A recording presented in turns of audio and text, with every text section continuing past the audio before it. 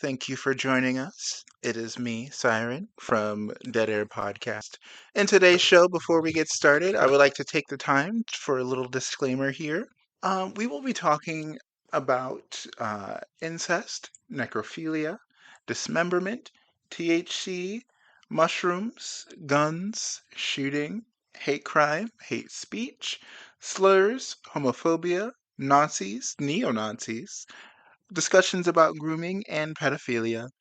If you're uncomfortable with any of these, please feel free to go somewhere else to take a listen to any of our other podcasts that you feel comfortable taking a listen to. And we'll see you in the next case. Maybe it'll ring for you. If not, that's fine too. But thank you again for your support. We love each and every one of you who decide to give us a nice listen. So I will stop yapping and let the episode play. Welcome to Dead Air. I'm Danny. I'm Siren. This is where the signal fades and the stories get darker. From the paranormal to true crime, from the depths of Reddit to the corners of the dark web, we explore the things that linger just out of sight and sometimes a little too close. Welcome to Dead Air. I'm Danny. I'm Siren. And today we have a special guest with us. Special guest, do you care to introduce yourself? Sure. I'm Fawn. All right. So I'm really excited today.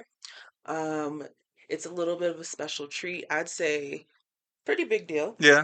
We're taking a trip right now. So we're actually in Colorado enjoying time away from where we're originally from. And we're going to be talking about some true crime. Yeah. Yeah. So mine is kind of going to veer off of what I typically talk about and kind of what this podcast is like mainly about. We mainly talk about POC queer people Mm-hmm. who have been hate crimes. But today I want to talk about someone who's kind of remained in my brain for years. His name is Charlie Brandt.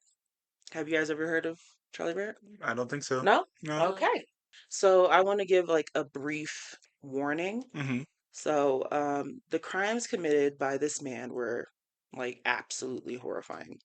And so I want to give a content warning of incest, Mm. necrophilia, and dismemberment. If those things bother you, if they trigger you at all, definitely, definitely you don't have to stay and listen. You can go to our next episode or watch our previous episodes. But for those of you who are interested in what this man did, definitely stay tuned.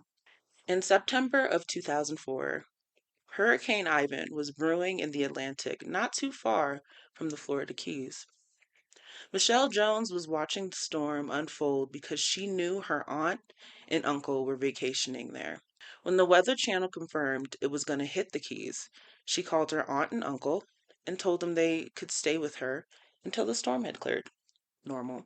And to her excitement, they were able to stay for the weekend. 20 minutes after their arrival, her friend Lisa got a call from Michelle asking where she was and told her that her aunt and her uncle were there and were hanging out.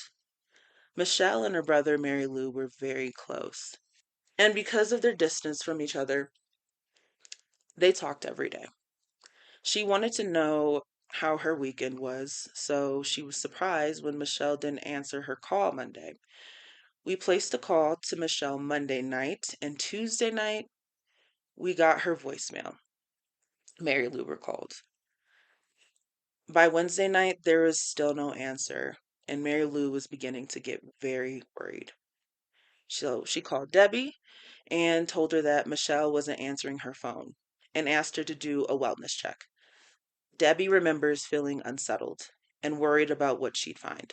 With Mary Lou still on the phone, she tried opening the front door with her key. It didn't budge.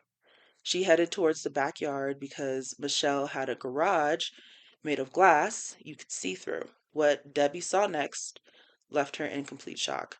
In the garage was Charlie Brandt, hanging from the rafters.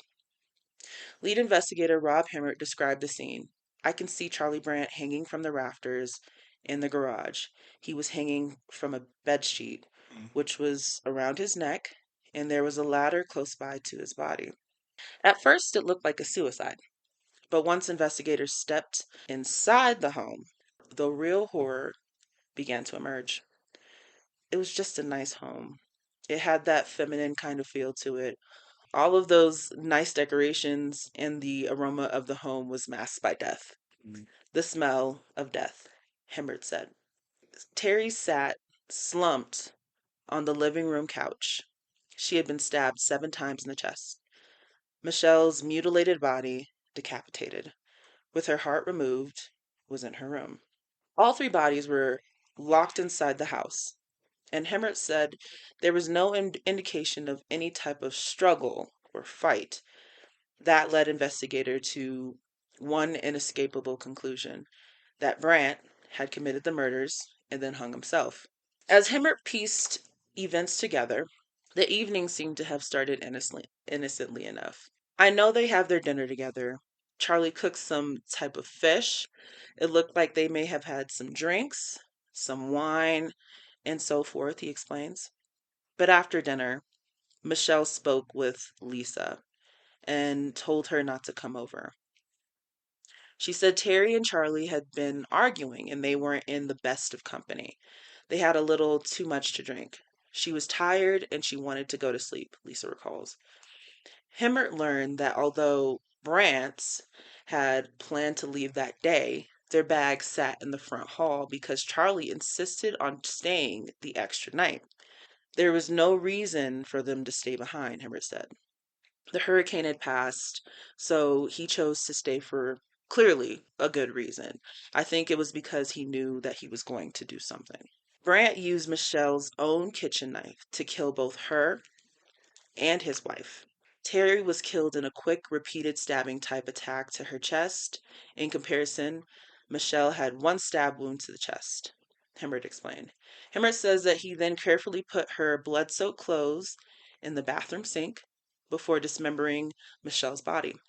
It all took time, and it took thought, he says.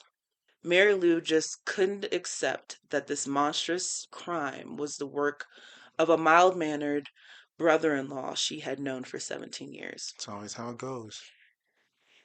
One least expect. Yep. Yep. When they described what had happened to Michelle, it was even beyond description, says Mary Lou.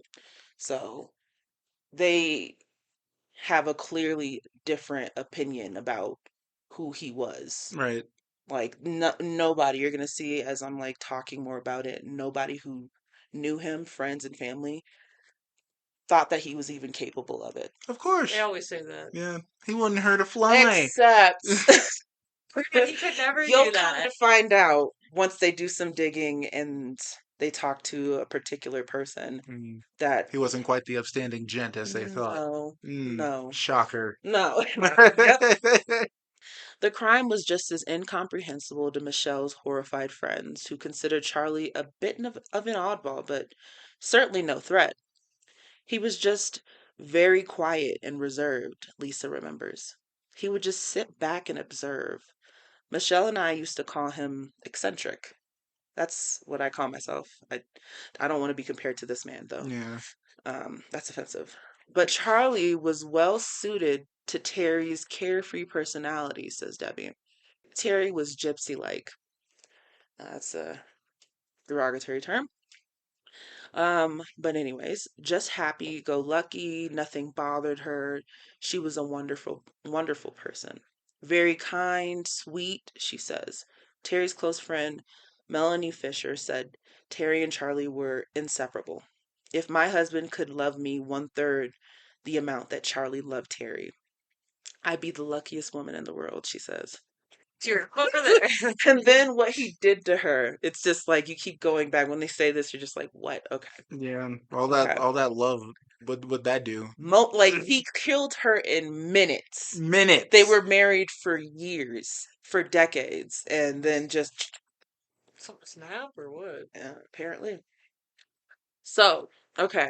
Melanie says she never detected any problems in Terry's marriage, saying they never argued. They never saw him get angry, and that, to her knowledge, Charlie didn't have a temper.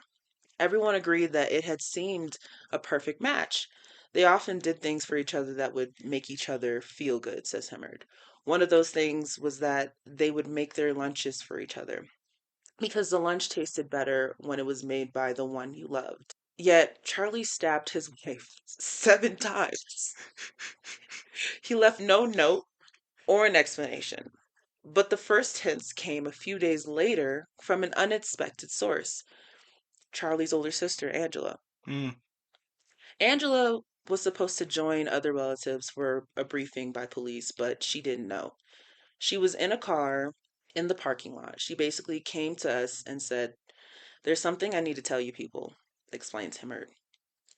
Angela shared with investigators an explosive secret, a secret her distraught family had kept hidden for more than 3 decades. She haltingly told her story on tape to a stunned Himmert, telling him exactly what happened on a hellish night in January 1971. At the time, Angela was 15 and Charlie was 13. They lived with their parents and 2 younger sisters in Fort Wayne, Indiana. I'm from Indiana. That literally, Fort Wayne is like 2 hours away from my hometown. So that's really interesting. That's another reason why this story stuck in my head too. That's fair. It was just after 9 p.m., and Angela was reading in her room. My mom was in a bath, and my dad was shaving, and I heard my father yell, "Charlie, don't," or "Charlie, stop," Angela tells him. Charlie walked into the bathroom while his father was shaving, shot him in the back. He went down. He stood over her mother. She was in the bathtub bathing and fired several rounds into her body and killed her. She was 8 months pregnant, says Hemmert. Mm. The last thing I remember hearing my mom say was, "Angela, call the police," or she tells Hemmert in the taped interview. But Angela had no time. She told Hemmert that after shooting their mother, Charlie had turned the gun on her, but that it wouldn't fire. The next thing she knew, they were physically fighting, Hemmert says. She said she tried desperately to calm her brother down by telling him how much she loved him. "I saw the madness, the glazed over look. I saw it disappear," Angela tells Hemmert. With her brother calmed down, Angela ran out of the house, screaming in her bloody, torn nightgown. She ran through the snow to her neighbor's home and pounded on the front door, startling then 16-year-old Sandy Radcliffe. But by the time Sandy got to the door, Angela had already headed to another house. Instead, it was Charlie waiting outside. There was just a knock, and I opened the door, and he goes, "Sandy, I just shot my mom and dad," she recalls. Neighborhood reports of the murder were sketchy. It was portrayed as a freakish crime by a quiet kid, and the last kid on the earth, friends said, who would shoot anyone, All right. much less kill his mother. Mm-hmm. Okay. That's why this whole incident was such a shock, because they were very close, incredibly so. "He was a mama's boy," said Sandy. Only a few crime scene photos survived in the Fort Wayne police archives. Dan Fidgel, then a young detective, was in charge of the investigation. When the call came, he remembers hurrying to the hospital, hoping that Charlie's critically wounded father would survive and be able to explain what had happened. He just kept saying, "I don't know why my son did this. I have no idea as to why my son did this," Fidgel remembers. But he did confirm that his son had done it, and Fidgel proceeded to take the boy into custody. He was in shock.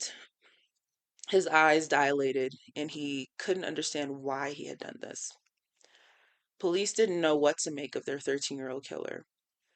The Indiana courts ordered that Charlie undergo 3 separate psychological evaluations. One was with psychiatrist Ronald Panzer, who agreed with his 2 colleagues that Charlie was something of a mystery. Basically, I was looking for mental illness, and he wasn't showing the signs and symptoms of serious mental illness, which I thought was what the court wanted to know, says Panzer. Panzer talked with Charlie about his friends, his family, his interests, trying to uncover some underlying problem. This kid did well in school. He didn't get into any trouble. He loved his family. And the family said that he was a loving kid, so there wasn't anything to diagnose, the psychiatrist explained. But there was something wrong with him, clearly. To the layperson, this doesn't make sense. The guy killed his mother. She's pregnant. Shot his father. Why doesn't he have a mental illness? But he doesn't have a diagnosable mental illness, Panzer says. We found no psychosis, no distorted thinking that would basically be a reason for this crime to be done. That's why Charlie turned violent, Panzer says. We don't know. Whatever his demons in Indiana, 13-year-old Charlie was still too young to be held criminally responsible for his crimes, so he was never charged with murder, and he was never brought to trial. Instead, a grand jury investigated and issued an ominous warning, writing that such an antisocial conduct could repeat itself in the future. Charlie was sent to a psychiatric hospital where he stayed just over a year, only until his forgiving father could win his release. Herbert Brandt then pulled up stakes and moved the entire family, including Charlie, to Florida. He never spoke to Charlie about what happened or took place, said Himmert. Never said, "Hey, Charlie, why did you shoot me? Why did you kill your mother? You know? What were you thinking? How about an apology?" None of these things. He just accepted him back into the home as if nothing happened. Mary Lou says Hebert and Angela should have known that Charlie had the potential and capacity to kill. She added that Herbert has never made any effort to say how sorry he was that this happened to us. For Michelle's best friend, Debbie, the anger goes even deeper. Charlie's father should be exposed. He knew what his son did. He knew the crimes he did. I would love to see him sitting right next to me because I find him guilty, she says. Herbert, now 75, lives in Florida, as does Angela, now 51. Both have declined 48 hours requests for interviews. But talking with them didn't much help Hemmer understand the twisted psyche of Charlie Brandt. He would find those clues in the Florida Keys, right where Charlie left them.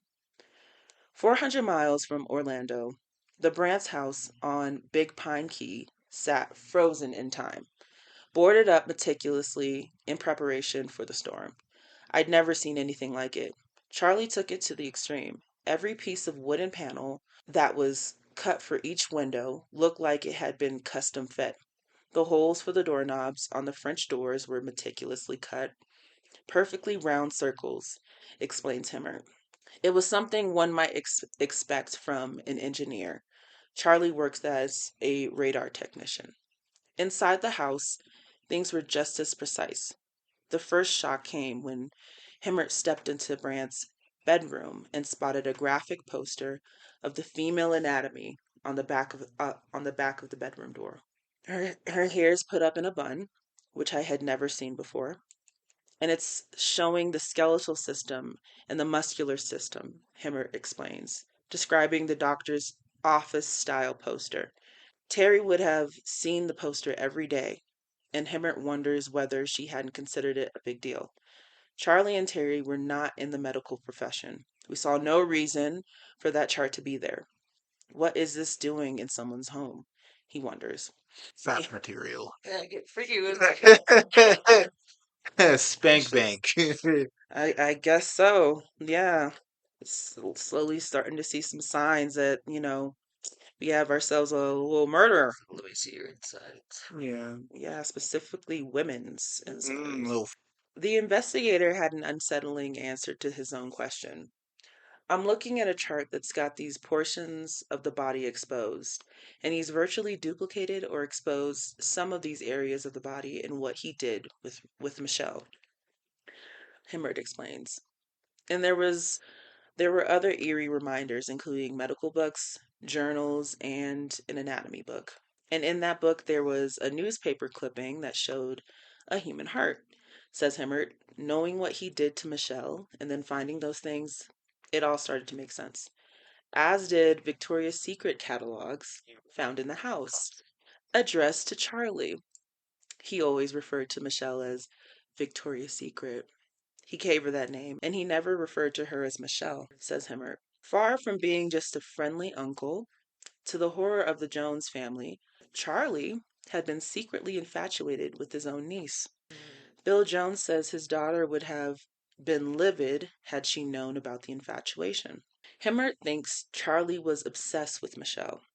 He was fascinated by her, and I think ultimately he intended on killing her. I think that's evident in the way he spoke about her and the things that he looked at on the internet, he says. When investigators examined Brandt's computer, they found he had been on ghastly websites that featured death fantasies, necrophilia, and violence against women. You saw where he may have gotten some of these ideas and thoughts and fantasies from, says Himmert.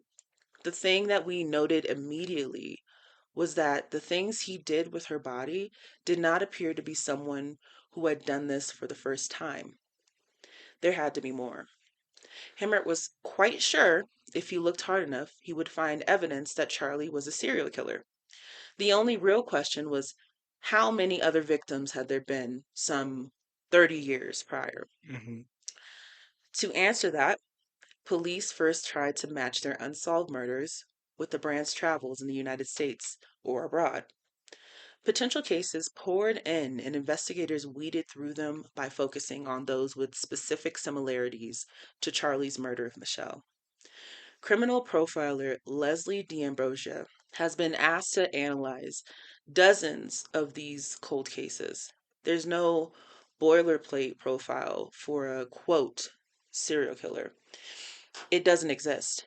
It's all individual. It's based on a person's life experiences, and everyone has a different life experience. Charlie's trademark was precision and a methodical technique. How a person normally behaves is translated into how they carry out their crimes, says D'Ambrosia. He's quite organized and planned in what he does. He's intelligent, very reliable, and very responsible. And to the outside world, he was just an ordinary guy. Terry's diaries found in the house reflected that very ordinary life. They weren't detailed writings, they were just something very simple from went fishing, caught a good bull dolphin, to a nice dinner with Charlie. Boat ran out of gas. Buy steaks for dinner, explained Timmer. Putting a to-do list in there is crazy. Like literally just writing out like just objective things. Yeah. There's no actual like emotion behind it. And that's where Hmm. you could see like I mean, I'm not here to I don't diagnose. I'm not a doctor or therapist, but like usually when people have like a private diary to write how they feel, they're writing how they truly feel about things. Yeah. What's going through their head. I had a diary when I was really, really little, and Oof. yeah. Yeah. I've got some I still have it somewhere, but I used to write some pretty intense things. Some now that I would like thinking about it were extremely inappropriate.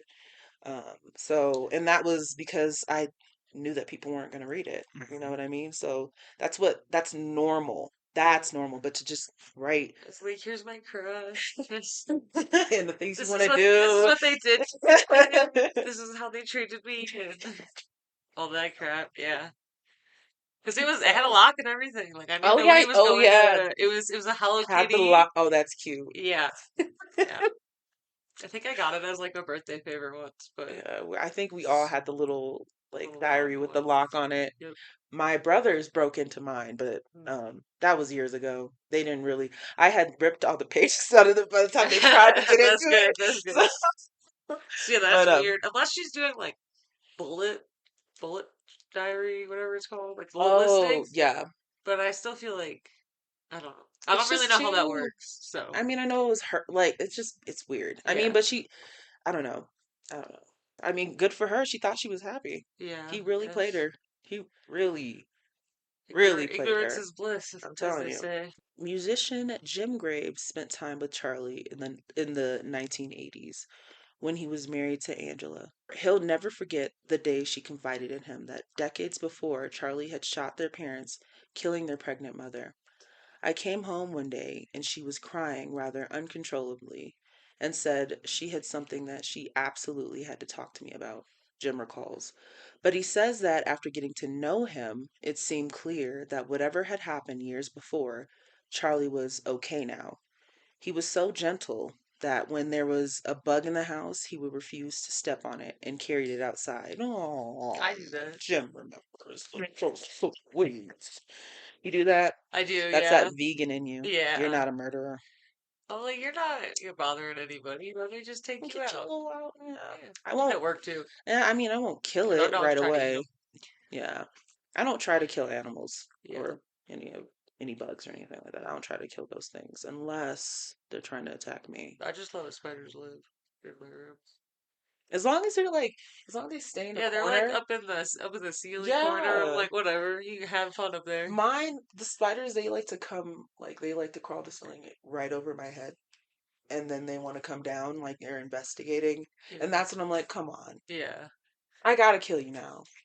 Yeah. You know? Yeah, I'm my gonna kill policy is you. if I don't bother you, I'm That's not. the way I say it, but You're you're not bothering coming me. to I ain't me. bothering you. You're literally like, ooh, what's that? That looks interesting. They always land It's in like my now I head. gotta take your Now life. I Yeah, now I gotta take you out. gotta. Damn. Today, Jim regrets that he didn't pay more attention, especially during one instance after he and Angela split up and the two men got to talking. We were having a few beers after finishing a day and everything.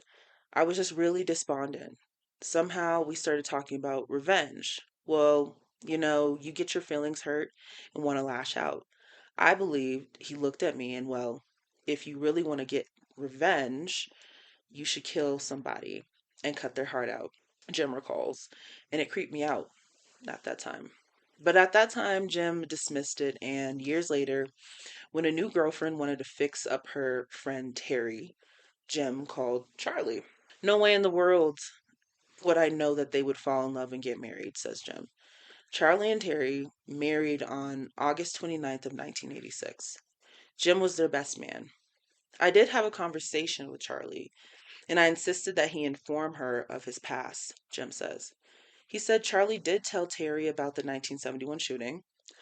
After they got married and I went down to visit them, I asked them when they were going to have kids, and she told me, considering everything, that she didn't think it was a good idea. Jim took her response to mean that she knew. But it's a good idea to marry him. I don't know. I don't know. I guess when you're in love, you can look past all that stuff. I don't. This doesn't make any sense to me. Because had I don't care how long I've been dating you. If you tell me that you went on a rampage as a child and you killed your parents, that make me relook a lot of things. That will definitely make me reconsider a lot of things. Yeah. Here's the thing about Charlie Brandt that's disturbing. Beyond what we already know is disturbing in how he commits his crimes, says D'Ambrosia. He's very well traveled. For many years, he's traveled all over the United States and even outside the United States. More than 30 years had elapsed from the time he shot his mother until the time he took his wife and niece, and what investigators desperately want to know is how many crimes Charlie Brand committed. D'Ambrosia doesn't think we'll ever know how many murders Charlie is responsible for, but she's working on that with him and asks and a task force from around the state to at least try to narrow it down. In the search for unsolved murders that fit Brandt's peculiar profile, one case immediately jumped out. It was the 1995 murder of Darlene Toller, a prostitute in Miami's Little Havana section. Detective Pat Diaz handled the investigation and remembers that it was an unusual case. Like Michelle Jones, Toller had been decapitated and her heart removed. Toller's body was found along a highway. Apart from the manner of her death, two bits of evidence convinced Diaz that Brandt was the killer. The body was wrapped up in a blanket, then wrapped up in plastic and tied almost like a package, he explains. In the blanket, dog hairs were found. Police also found dog hairs in the back of Charlie Brandt's truck. Brandt's truck also yielded another clue. Every time he put gas in the truck, he kept the mileage, Diaz says. In those mileage records, Diaz says a spike occurs right around the time Toller was killed, 100 miles away from Brandt's home. Asked whether he thinks Brandt drove from the Keys to Miami just looking for somebody, Diaz says. He had come to Miami. Him and his wife worked opposite shifts, and he did what he had to do. DNA analysis of animal hairs is difficult and costly, but police say that if they get it, a match would close the Toller case. That'll get me to 100%. It wouldn't be 99, it would be 100%, said Diaz. But a second murder, much closer to home, fits the pattern even more convincingly. It dates back to 17 years to a summer night in July of 1989. It happened just 4 blocks from Charlie Brandt's house. Under a bridge off a Big Pine Key, local fishermen had made a frightening find. Initially thinking they were reeling in a mannequin, the fishermen actually discovered the body of a woman. Monroe County Homicide Detective Trish Daly was the lead investigator in the murder of 38-year-old Sherry Parisho, a local woman who lived on a small rowboat.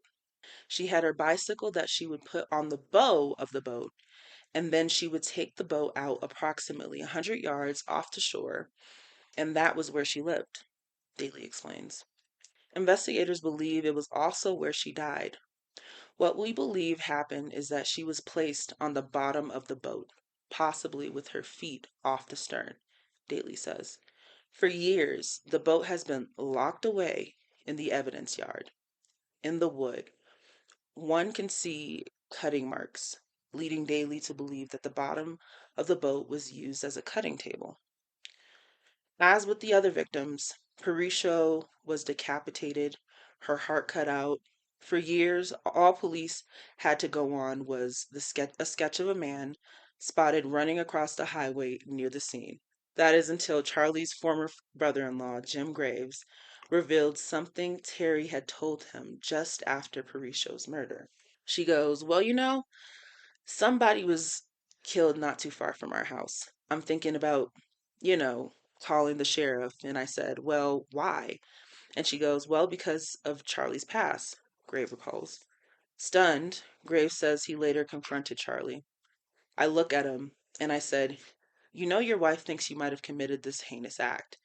And he was like, I didn't do it, he says. How convincing. I didn't do it. I didn't do I did it. not. I did not. Crazy. You didn't think, my God, he could have done this, Spencer asked. I couldn't tell you what I was thinking at the time, Graves replies. But recently, when the investigators were looking again at the Parisho murder, they talked with Graves, who under oath was much more specific about Terry's story. She apparently found Charlie downstairs and he had blood on him. And she asked him what had happened. And he gave an excuse that he was filleting fish, although it was a work day. It was in the evening. She went ahead and believed him. And this is where they always fuck up. It's like this is just, I was it's not filleting even fish. blissful ignorance. This Okay. is willful. She Yeah. asked, she was worried though. She went to his friend and said like, okay, I'm worried that this may have happened. Hmm. That he may have been responsible Fish for don't the even murder have of that this much homeless blood. man. Right. Like, he could have at least gone with, like, I was butchering a cow, maybe even a little more convincing, but This was, and then she was just like, okay. okay. She said, word. Looking forward to that fish dinner. Graves' bombshell statement was enough to close the Parisho case officially. Still, questions persist why there's nothing about the incident in Terry's diaries, or whether she really believed her husband's explanation. If not, why did she stay with him? Daly has her own theory. You're talking about somebody that you're in a relationship with. You don't want to believe someone that you have committed your life with would commit a crime, especially that heinous, she explains. But in the end, Charlie fooled everyone. And that's the sad part about this. These people were completely misled, says Hemmer. They knew Charlie Brandt to be this guy that they could rely on, that was a friend and was there when they needed him. We knew Charlie. We know the work Charlie, the go out of the boat fishing Charlie. They didn't know the true Charlie. We do. In the moments since the murders of Michelle Jones and Terry Brandt, Family and friends have struggled to accept their deaths. We have to face every day without our daughter, and this is horrible, says Michelle's mother, Mary Lou. We lost two people who were very dear to us, says Bill, her father. They struggled in part because of the way they died, says Michelle's parents. Michelle was totally destroyed, and that is devastating, Mary Lou explained. Time only has increased the Joneses' fury towards Herbert and Angela for protecting Charlie. This man may have been able to been stopped, says Bill. He may never have been cured, but he could have been stopped. Asked if he holds Herbert and Angela responsible for the murders, Bill says, well, I do, because he should have gotten the man help, and they knew he needed help. Mary Lou says Angela told her right after the murder that she had been terrified of Charlie for years. Angela said that she was glad that Charlie had committed suicide because now she could sleep at night, says Mary Lou. For some 20 years, she would not allow the air conditioner to run, the windows to be open, and unlocked in her home because she was afraid. She was afraid Charlie would come back to kill her. Despite what Jim Graves says, the Joneses still find it hard to believe that Terry knew anything about her husband's past. It's just very hard for me to conceptualize my sister could know something about a person who could do what Charlie did, says Mary Lou. If she knew that, could she have stayed with him? I don't know. I don't think so. In my heart, I don't believe so. Records from Charlie's brief stay in the psychiatric hospital might shed more light on his past, but the Brandt family refuses to allow the state to release them. They had a family secret, says Mary Lou. The tragedy is that they're going to try and preserve the family secret. I'd love to see the medical records and find out what type of treatment he had, if any, and how they handled him, says Himmert, who's left with a host of unresolved questions as well. What triggered him back in 71 to kill his mother? What actually was the breaking point for him? I don't know. Asked what he would want to ask Charlie if he had the opportunity, Himmert says, why? What was going through your mind at that specific point in time that caused you to do what you did?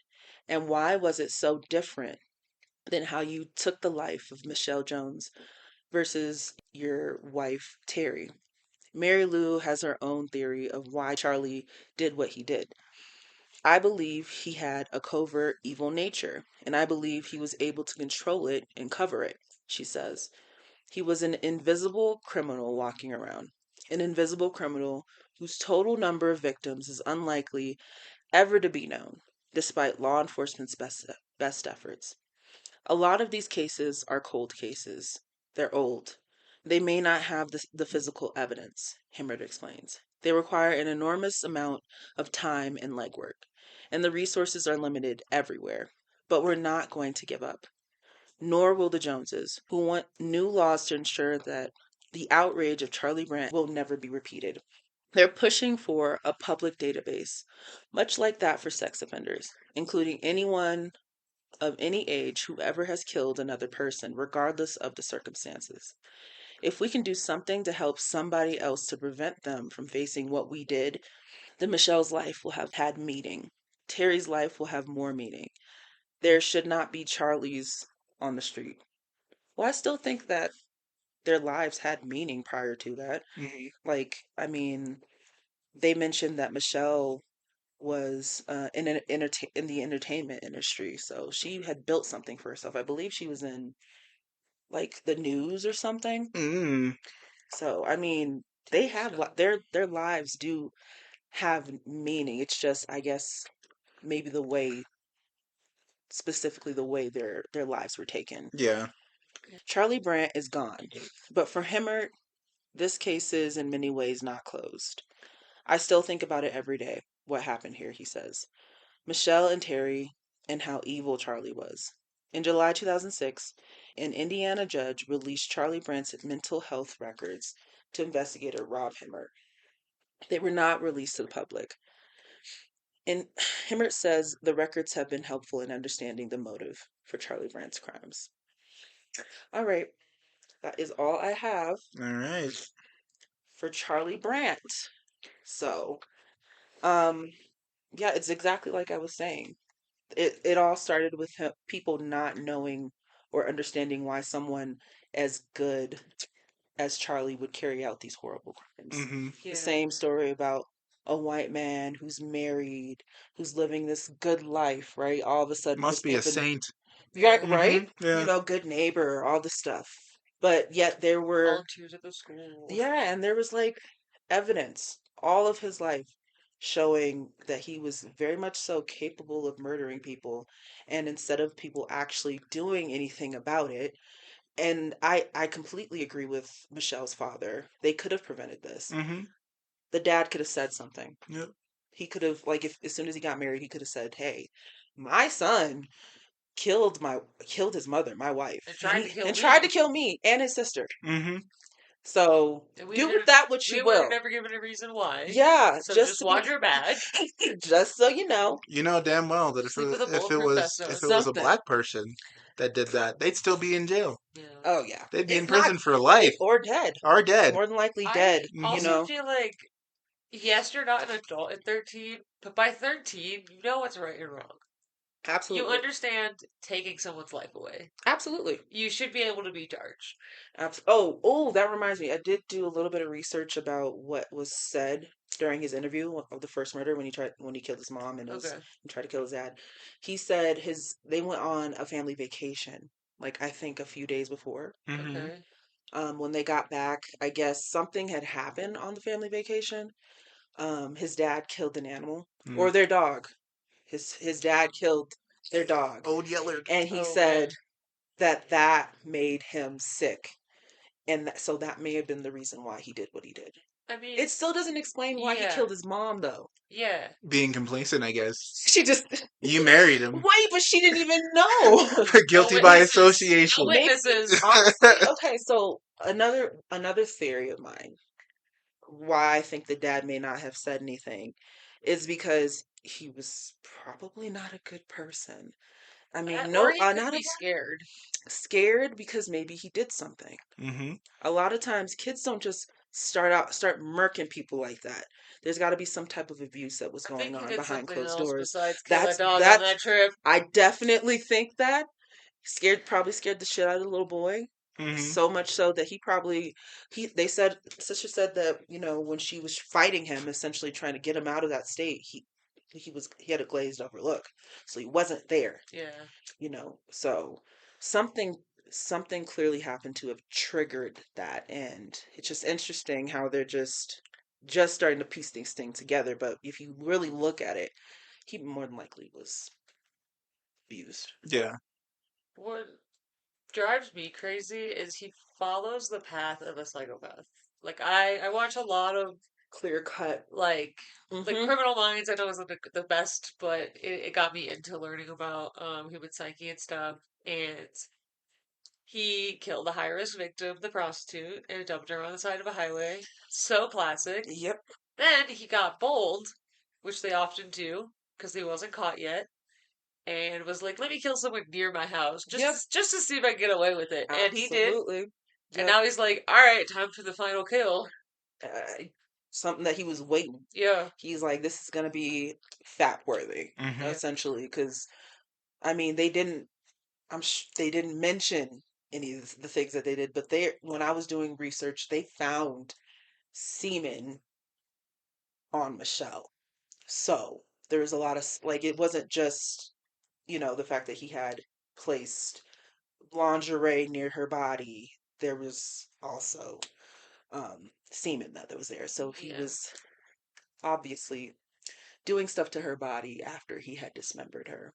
So yeah, all this stuff, like, and he probably did it prior, Mm. and they just don't look that they're not really looking intently at those things, but it's all just, it follows, like you said, it follows a certain thing that all, it seems like They always escalate. they all Mm-hmm. damn near do the same thing. And they turn sexual really fast. Yep. Very fast. Sexual gratification.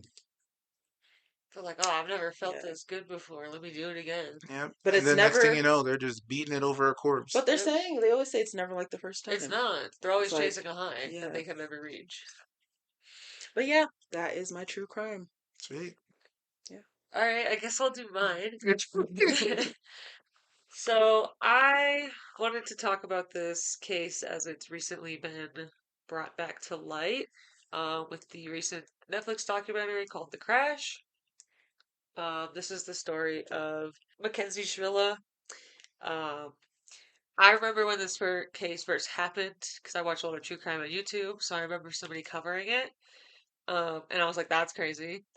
And then I watched the documentary, The Crash, which is the first. We'll get into it, but it's the first time that Makenzie actually speaks since, like, to somebody since the crash happened, and that really pissed me off. So I really wanted to touch on it, and especially since it's been brought back to light recently with the new documentaries, and yeah. So let's get into the background of it.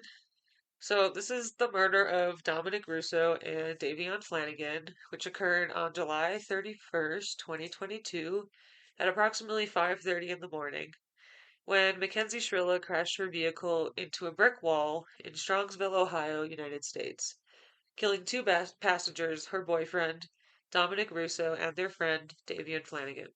Both Russo and Flanagan were pronounced dead at the scene, while Shirilla was seriously injured and taken to the hospital. Shirilla, who was 17 years old at the time of the crime, was later arrested and charged with the murder of Russo and Flanagan. In a 2023 bench trial, the judge concluded she intentionally crashed the car in an act of premeditated murder. Shirley was convicted of 12 felony charges and sentenced to two concurrent life sentences, meaning she only has to serve one, basically, because they're being served at the same time, with the possibility of parole after 15 years. As of 2026, she was incarcerated at the Ohio Reformatory for Women. Multiple documentaries have been made about this case, and I'm sure many YouTube videos as well. So, Flanagan, Russo, and Shrilla all lived in Strongsville, Ohio at the time of the crash. Flanagan and Shirilla had recently graduated from Strongsville High School, and the three were part of a large friend group that often spent time together. Davion Flanagan was born March 11th, 2003, the oldest of three children. When he was 8 years old, he and his sisters, Davin and Dahlia, were adopted by Jamie and Scott Flanagan. Davion was the starting runner back at Strongsville High School.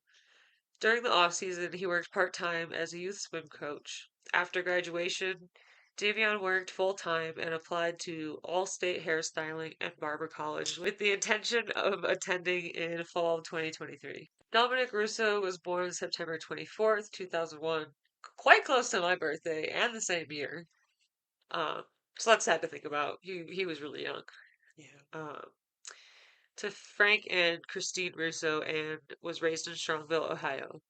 He was close with his family, including his brother Angelo and his sister Christine. He was interested in music, basketball, and stock trading. Makenzie Shrilla was born August 2nd, 2004, was 17 years old at the time of the crash. As an influencer, she was active on social media and often posted videos of her lifestyle and clothing on her TikTok account. The account had numerous followers, and several companies sent samples of clothing and products for her to review.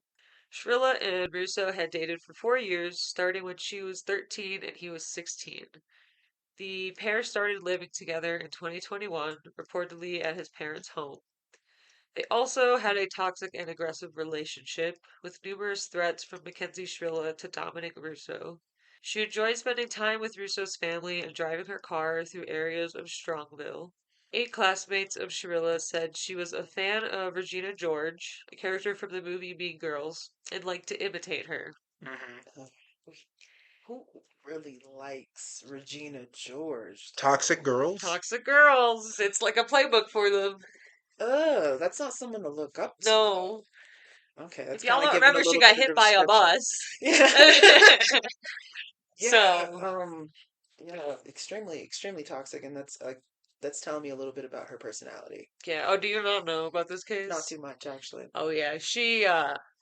I'll talk about it a bit more, but Okay. she is a problematic person. Oh, fun. Yeah. Love that. Yeah, to say the least. To say the least. Yeah. Uh, so this was what, 2 years prior here? Uh, on March 23rd, 2020, the police and fire departments responded to a suicide threat by a 15-year-old female at the Shirilla home. According to the police report, Shirilla was not taken to a hospital but because her parents did not think her threats are real and did not believe she would hurt herself. Shrilla's mother, Natalie, testified in court that she had never perceived her daughter to be suicidal. And this is where a lot you'll see more with her parents is their enabling behavior. And that's another problem. They fueled this fire. They helped create her into this problematic person who never sees the consequences of her actions, and they make sure of it. Got to the very end, right? Yes, Great. yes, yes. This is why I have very strong opinions about people being allowed to parent or have kids Yep. because of issues like that.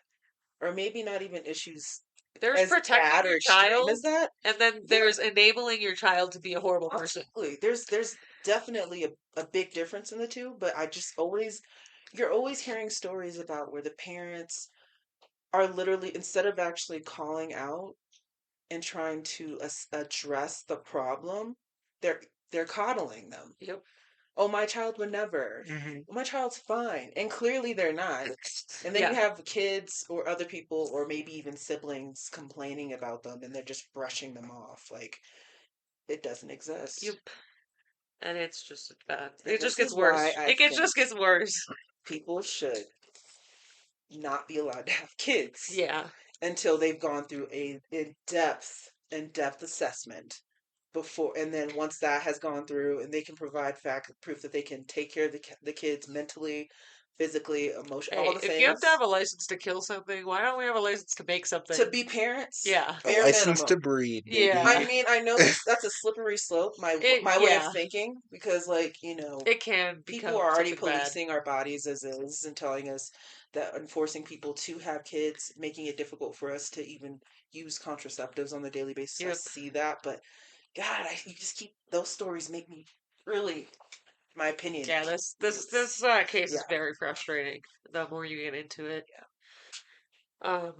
So according to Russo's brother, the couple had frequent conflicts and had broken up and reunited multiple times. He told investigators that he had witnessed Dominic calling Shirilla's parents to pick her up because she would not leave his home. A video Dominic Russo filmed days before the crash showed Shirilla threatening to break into his house and key his car. And that is also in the Netflix documentary. If you guys do want to check it out, I would recommend checking out more than just that because it doesn't cover everything, I don't think. But it'll give you a good, gist of the story.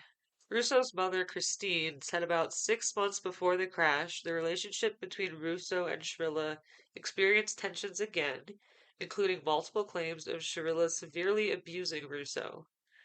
2 weeks prior to the crash, Russo had called his mother asking for help because Shirilla was driving erratically. She sent a family friend to pick Russo up, who later told the police he heard Shirilla screaming, "I'm gonna wreck this car right now," and saw Shirilla hitting Russo with her hands. So clearly, there was already stuff going on before she allegedly decided, to crash the car. It's not even They, alleged at this point. She's been well, prosecuted that's fair, for it. I guess. I just wanted to be careful. Yeah. But, Yeah, no. We typically use the word alleged if it's still going if on. still going Okay. on. So, No yeah. concrete. So before she decided to crash this car, she was already having issues. I personally am never a fan of people who are on and off. I think if you break up, you broke up for a reason.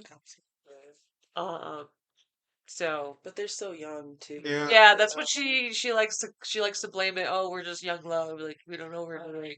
I'm not using her excuse when I say this, Yes, but typically but I get it. people Yeah, that are young and in love, they don't really understand like what red flags are. yeah, Not many people do. I can honestly say that, but especially young kids. Young kids definitely don't understand that love takes work. yep. Yeah. Even if you're really And in love with a especially, person, Yeah, it still especially, takes work absolutely. because you have to work at it and you have to still choose to be in love with that person Yeah. for as long as you guys are together. Very true. Because if you stop working on it, you fall out of love very yeah, quickly. it's especially because it's a female abuser. So who's gonna believe him? Yeah. Not too. Like she does look like a twig, but I'm sure she can I've seen girls skinnier than her grow do more heads. damage than in a car And crash. I think that's Yeah. why they do it, is because like they don't seem like the type that would actually do something like that. Yeah, Yep. They're using that to their benefit. Yep. yep. Like not to side rail it, but there was this case about this OnlyFans model. She was dating this big black dude, like super stocky. Heard about Yeah, she was very abusive, that. highly abusive of Yeah. him. And she killed him and claimed it was self-defense. That's crazy. Yeah, she was scared for her life. And in the interview, police interview, they were coddling the fuck out of her. I bet. I mean, she asked for a hug, they were offering hugs. They were offering condolences. They were saying, we're sorry we have to bring you in. We know you're in shock. We know you're going through these things. Yeah. Right. Yeah, Well, let's it's coddle the white woman The who good killed thing a black man. the good thing about this case is the investigators did seem pretty stern with her. They were not coddling her. They were like, "Tell us what happened. right. Tell us why you did this." I also did watch somebody who does nonverbal analysis, and he did recently this case, and it brought a lot of insight on it too, especially with her first ever interview. Body language analysis? Yes, Yeah. yeah. Okay. So it's interesting. Let's see. Okay, so this is about the crash, like the day that this happened. On July 30th, 2022, Shirilla, Russo, and Flanagan spent time together in the hours before the crash. At approximately 10:15 p.m., they attended a graduation party held at the house of Kelly Vraha, one of Shrilla's friends. At 11 p.m., the trio drove to the house of their friend Paul Burlinghouse, where they listened to music and smoked marijuana. They stayed there until early morning on July 31st, leaving at 5:30 in the morning.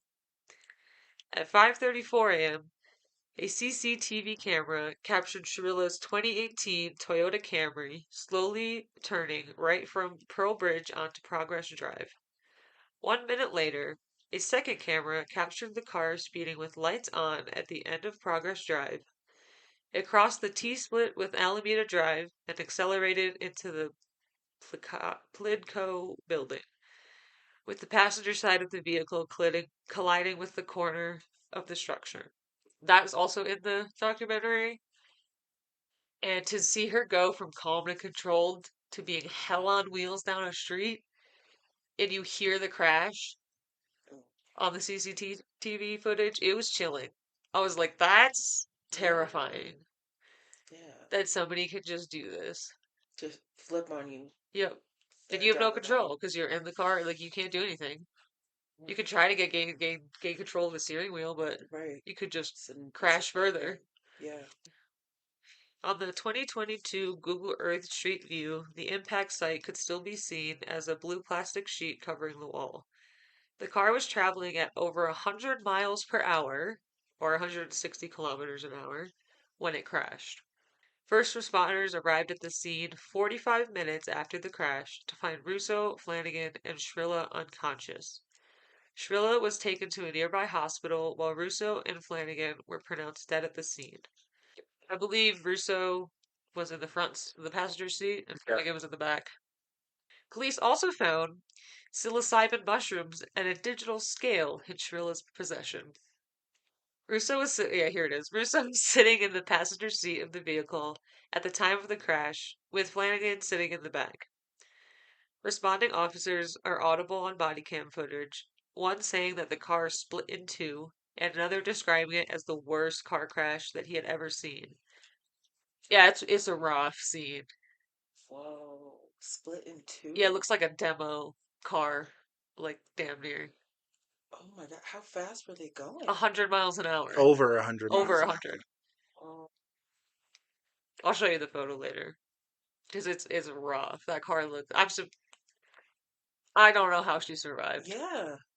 but Shrilla was severely injured and suffered multiple bone fractures. She was airlifted to a hospital where she underwent multiple surgeries.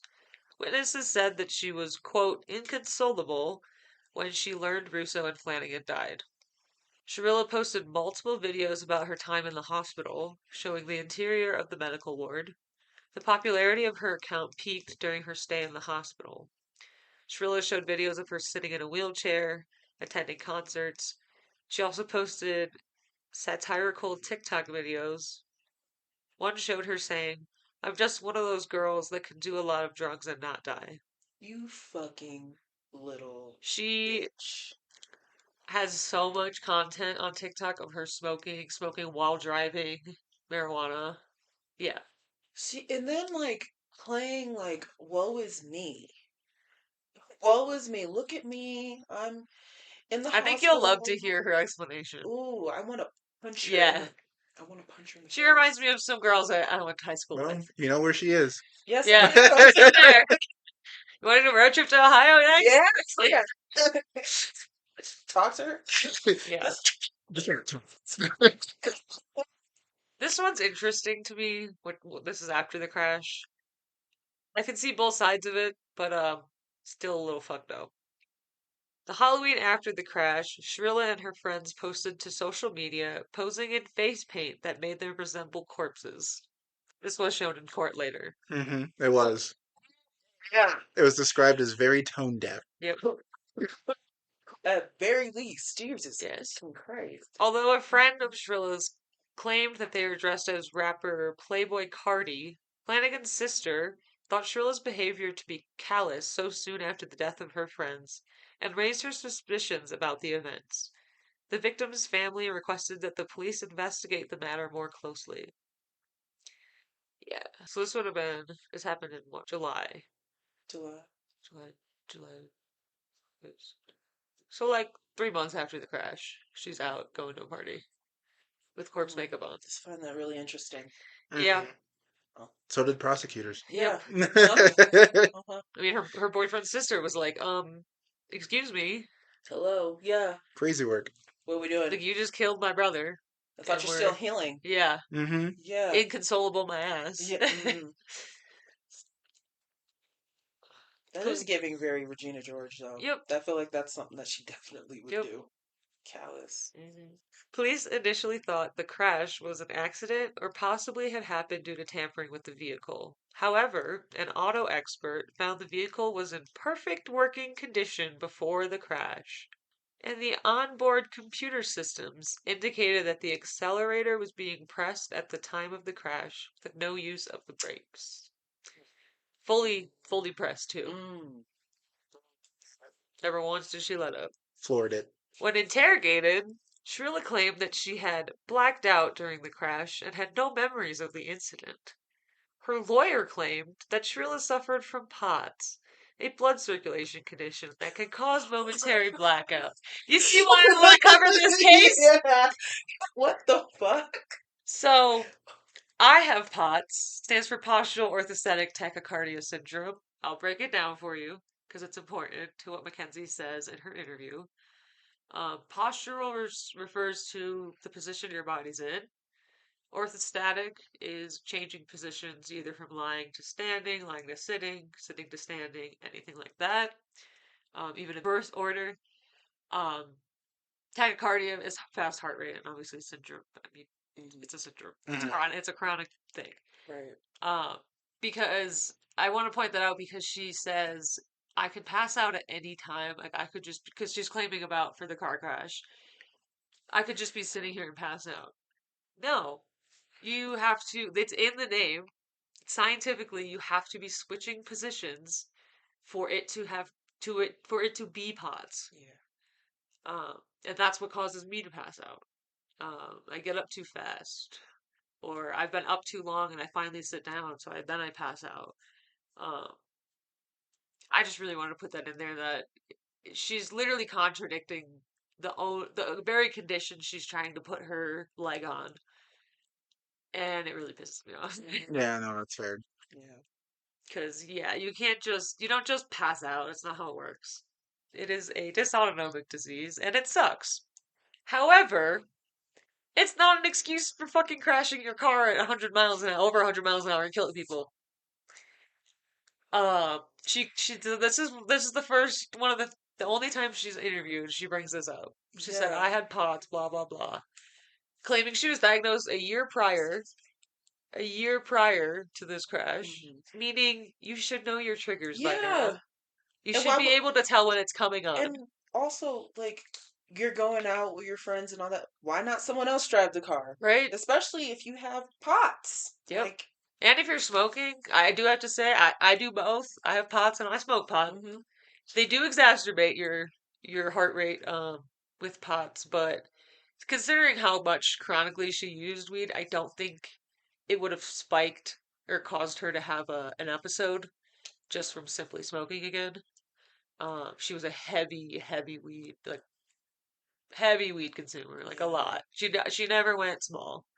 hmm Um, so yeah, this that when she said that, it really struck me because having pot, it is a very misunderstood condition, and it is different for everybody. But there's a common theme that when you pass out, you lose all muscle control, not your foot just floors it to the ground. and you're steering. And She had just turned around a corner right beforehand. and like she didn't mention it until just then. Not, I don't know, when she was getting interviewed by the police, something, I maybe the think I think it came doctors. up in court, but she never really fully said it until in her interview, which was just recent. Um, Mm. so that really pissed me off. Because it Yeah. doesn't, and they did bring that up. They said, "How were you controlling the car then if you were passed out?" Mm-hmm. Because you literally can't. Yeah. I can't even move my body when I pass out. hmm Well, she must have a special kind of pots. Yeah, she's a lucky one. Pots Elite. Pots Plus. Yeah. So that was a big thing for me to want to touch on, especially because a lot of people don't know about pods and might actually believe her on this. It does come on fast. She's not wrong there. But yeah, you just can't be flooring it and steering your car while passed out. It just is not only one can be true. Yeah. And I think we know which one's true Uh, based on the black box data or whatever it's called. Essentially a black box for cars. Yeah. So, yeah. However, police soon began to believe she had intentionally crashed her vehicle. At her trial, the prosecutor noted that the vehicle had passed through a slight right-left dogleg intersection at a high speed before the crash, which requires conscious steering action by someone able to reach the wheel. They believed her intention in crashing the car was to commit murder-suicide because she didn't want Russo to break up with her again. The police tracked GPS data from her devices and discovered she had actually visited the area near the crash scene 3 days before the incident, likely as preparation for the crash. She visited it afterwards. I No, mean, beforehand, yeah. before. She was like, Crazy ass white girl, I this swear seems to like God. a good place to Preparation. crash my car and die What a ooh. My God. She didn't want him to break up with her. again. Yeah, Fucking get and over it, homie. Flanagan was just collateral. He just happened to be in the car.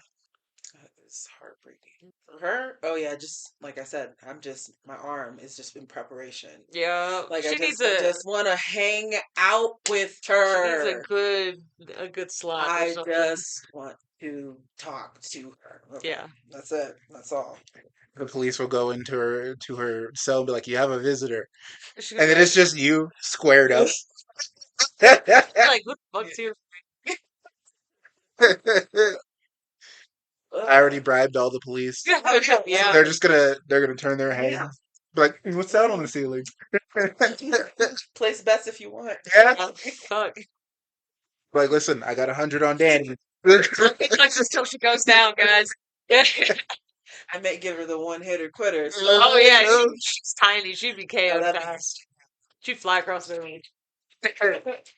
By November 4th, 2022, the police had gathered enough evidence to arrest Shirilla shortly after her discharge from the hospital. She was charged with 17 crimes, including 2 counts of aggravated murder and 1 count of drug trafficking. Shirilla chose a bench trial in which a judge determines a person's guilt rather than a jury trial. Makes sense? On August 14th, 2023, Shirilla was found guilty by the Cuyahoga County Court of Common Pleas on charges of murder, felonious assault, aggravated vehicular homicide, drug possession, and criminal tools possession. Judge Nancy Margaret Russo, no relation to Dominic Russo, by the way, said that Shrilla's actions were premeditated, calling her hell on wheels. Prosecutors said Shirilla had no remorse and used social media videos of her dancing on Halloween as evidence. On August 21st, 2023, the sentencing phase of the trial began. Davin Flanagan, the sister of Davion Flanagan, asked the court to give Shirilla the longest possible sentence. Christine Russo, Dominic Russo's mother, told Shirilla that she should be thankful she is still alive and has a future. Shirilla was sentenced to life in prison with the possibility of parole in 15 years. She received 2 life sentences, one each for the murders of Russo and Flanagan, to be served concurrently, which I still don't agree with. The judge also permanently suspended her driver's license.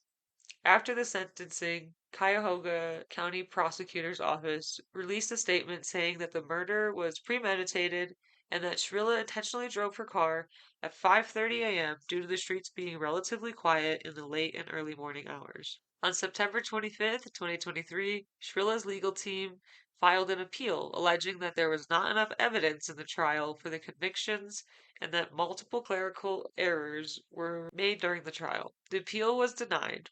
They filed a second appeal on April 24th, 2025. Judge Russo also denied this appeal due to it being filed untimely. In March 2026, the 8th District Court of Appeals upheld Judge Russo's decision to deny her appeal. Shirilla is currently incarcerated at Ohio Reformatory for Women, and Shirilla will be eligible for parole in October of 2037. Well, that's extremely heartbreaking. I am glad that something was done for her. Like, I mean, at least she I'm is glad the serving judge time. saw through her. Yeah. Yeah, it is. It's sad that she doesn't get a life sentence because this deserves that. There's no way that there ever. I do believe everybody deserves to be rehabbed. There's always a chance for everybody to get the proper help that they need. I don't think she's one of them, I though. don't think so either. Just based off of what she did, it was Growing so up being a cold. mean girl, like, that's just. Yeah, Yeah. cold, calculated. She's self-centered. Doesn't think about anyone else but herself, Yep. and willing to take someone else's life, someone who had nothing to do.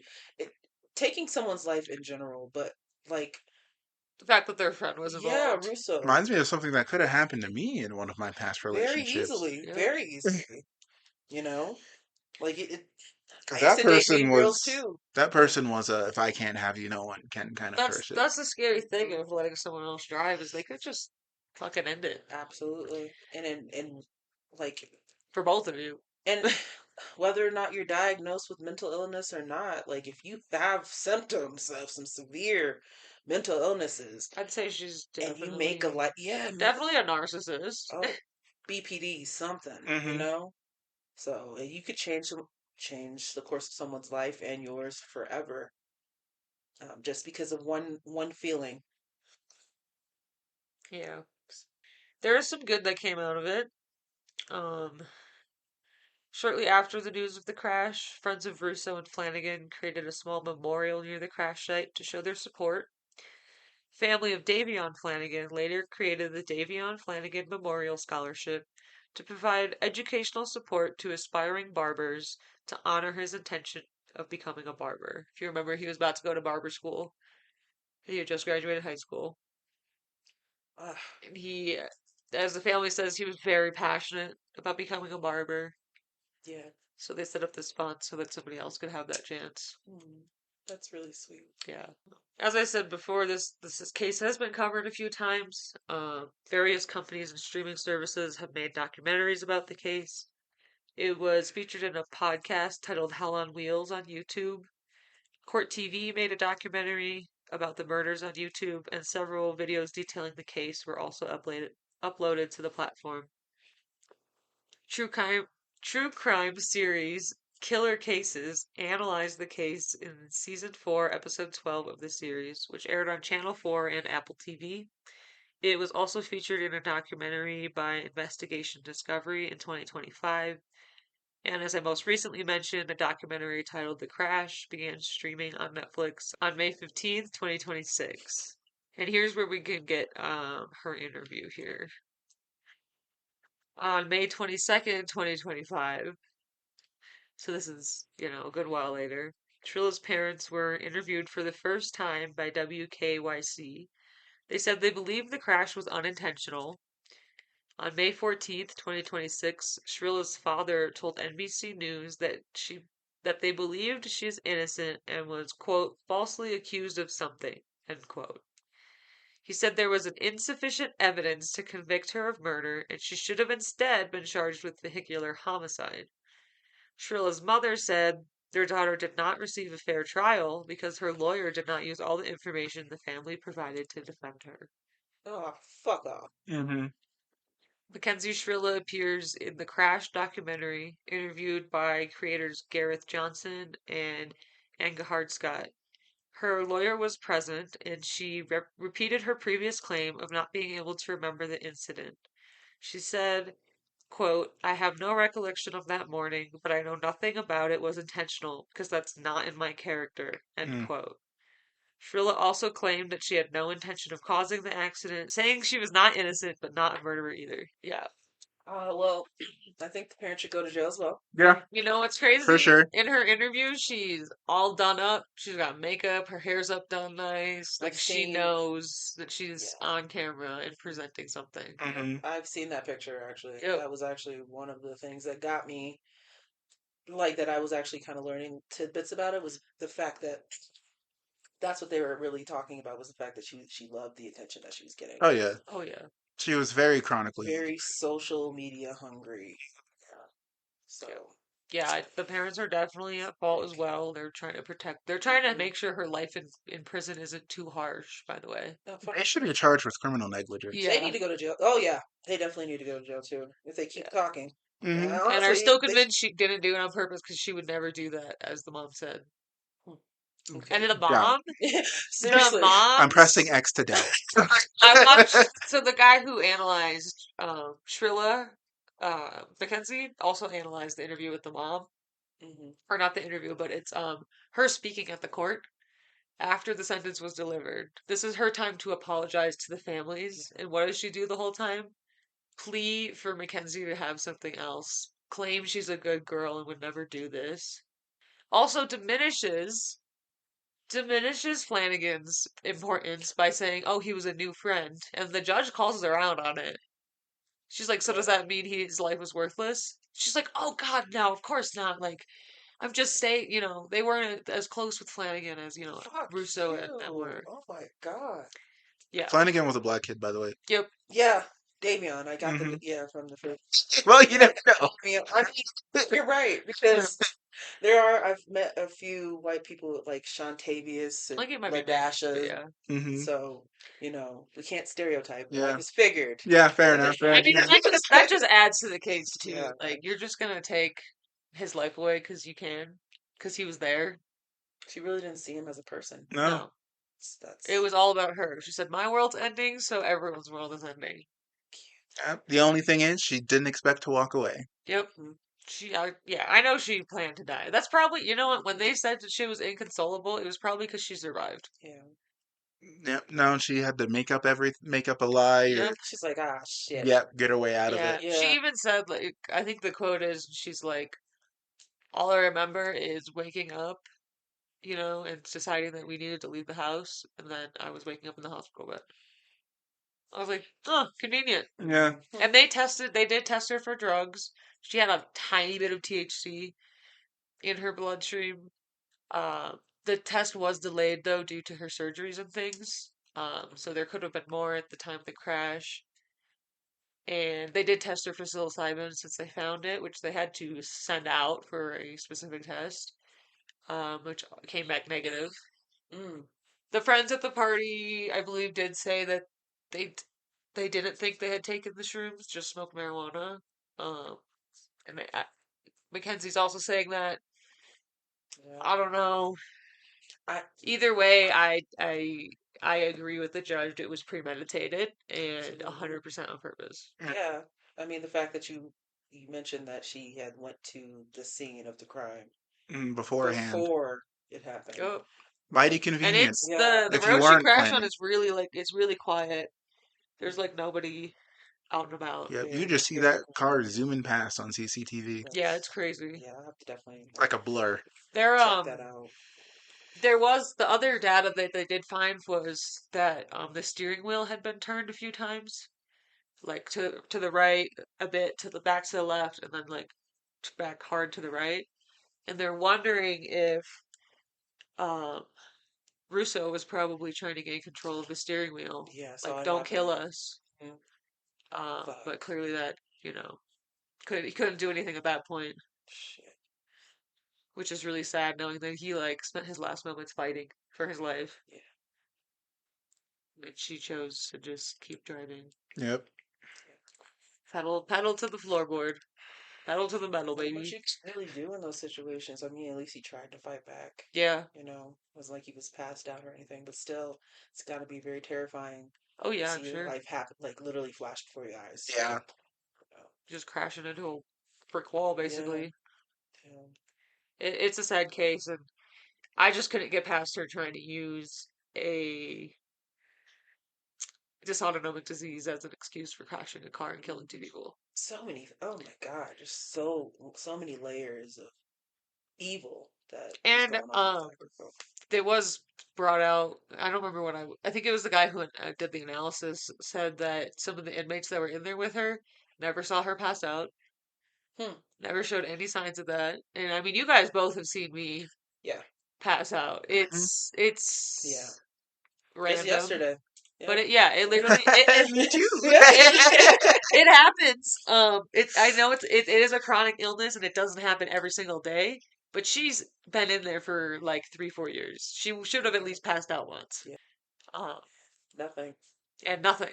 So you can't. The convenience. Yeah. Yep. So. I think her mom's the one who brought that one up too. Like, oh my god, she has POTS though. I'm like, okay, I'd love to see evidence of that. But yeah, that's all I had on this case. It's all the information I've consumed about it. Mhm.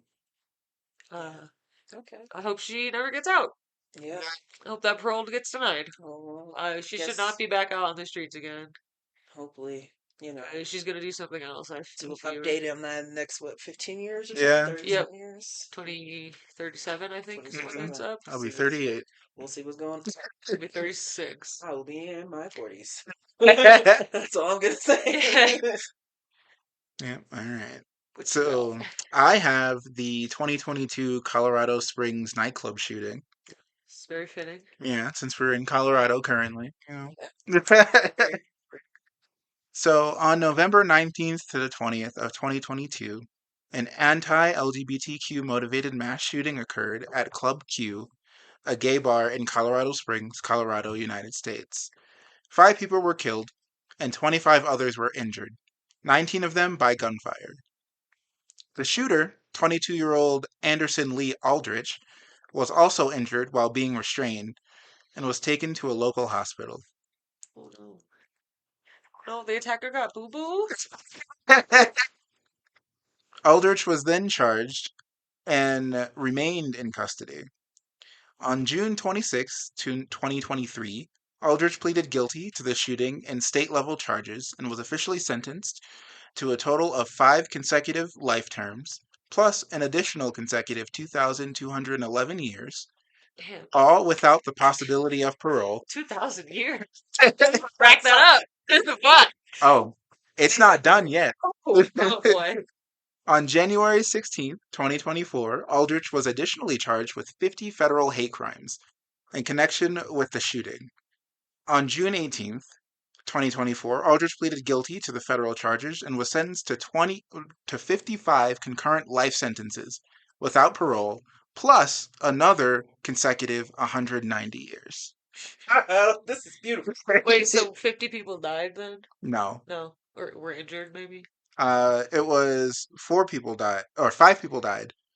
25 were injured. Okay. I was just Yeah. wondering why they did 50 counts. Maybe they're probably the people that were just there Mhm. Yeah, had to probably. witness that stuff. Yeah. You know, which is Trauma. yeah. Homie has fucking 2,211 years, plus 55 more life sentences after that, plus 190 years I after guess that. after he dies, they're just gonna They're body keeping him. Yeah. It's gonna be in its own special thing. Oh, hell yeah. Homie's there for thousands of years. Never allowed to leave. Might as well just off himself. Yeah, pretty much. Should have just given him the death penalty. Yeah. Okay, so a little bit of the background. So Club Q is located at the 3430 block of North Academy Boulevard and opened in 2002.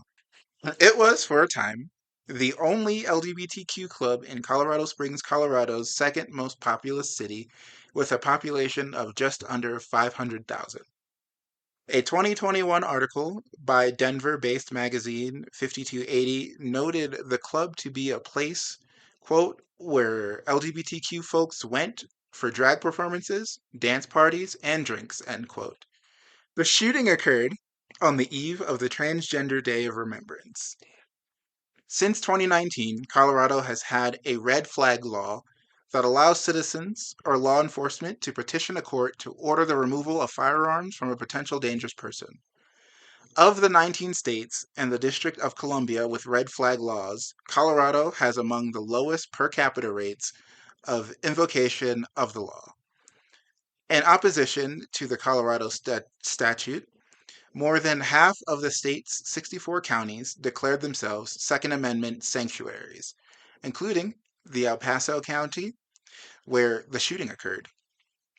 According to the Los Angeles Blade, quote, it is El Paso County Sheriff's Office explicit policy not to petition for an extreme risk protection order, or an ERPO, or temporary risk protection order, TRPO, to remove firearms from at-risk people, end quote. Wait, okay. So you gotta break that down for me. That's All a right. lot of words. Yeah, so so the Los Angeles Blade said that the El Paso County Sheriff's Office, their policy is to not petition.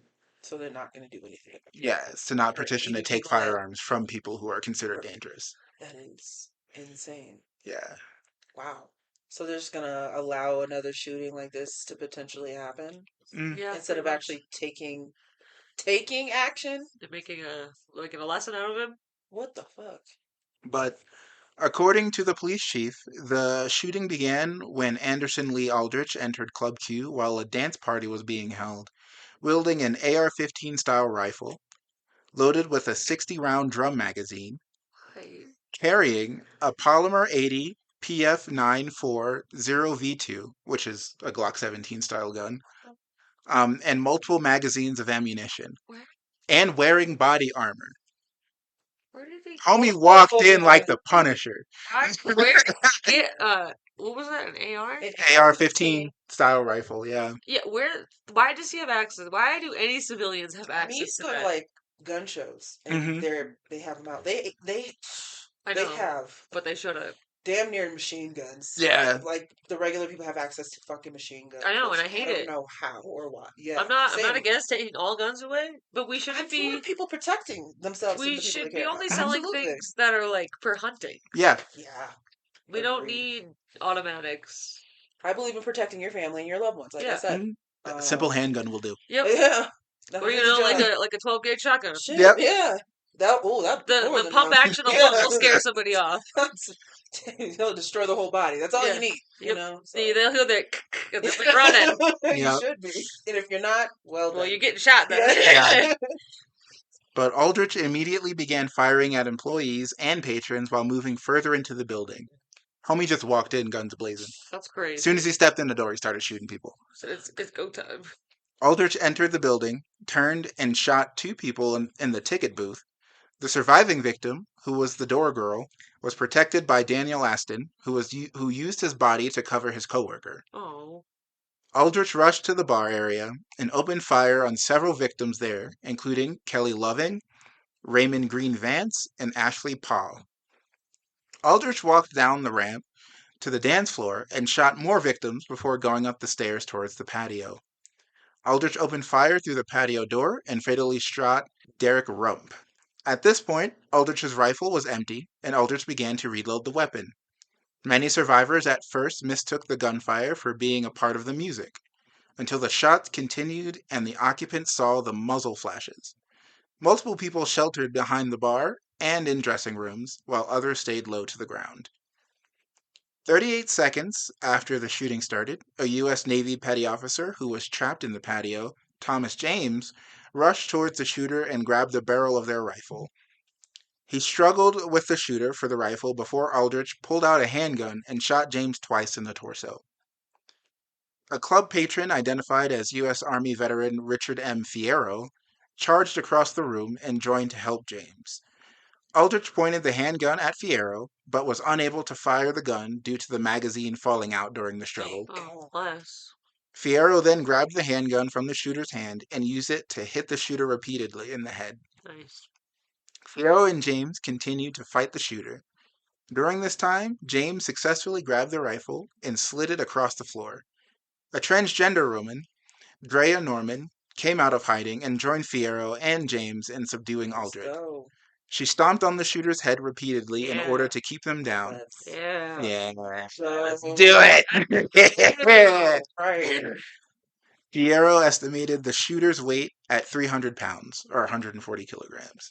Yeah, you need that many people. Yeah. Plus, Mhm. to take someone like that down. Mm-hmm.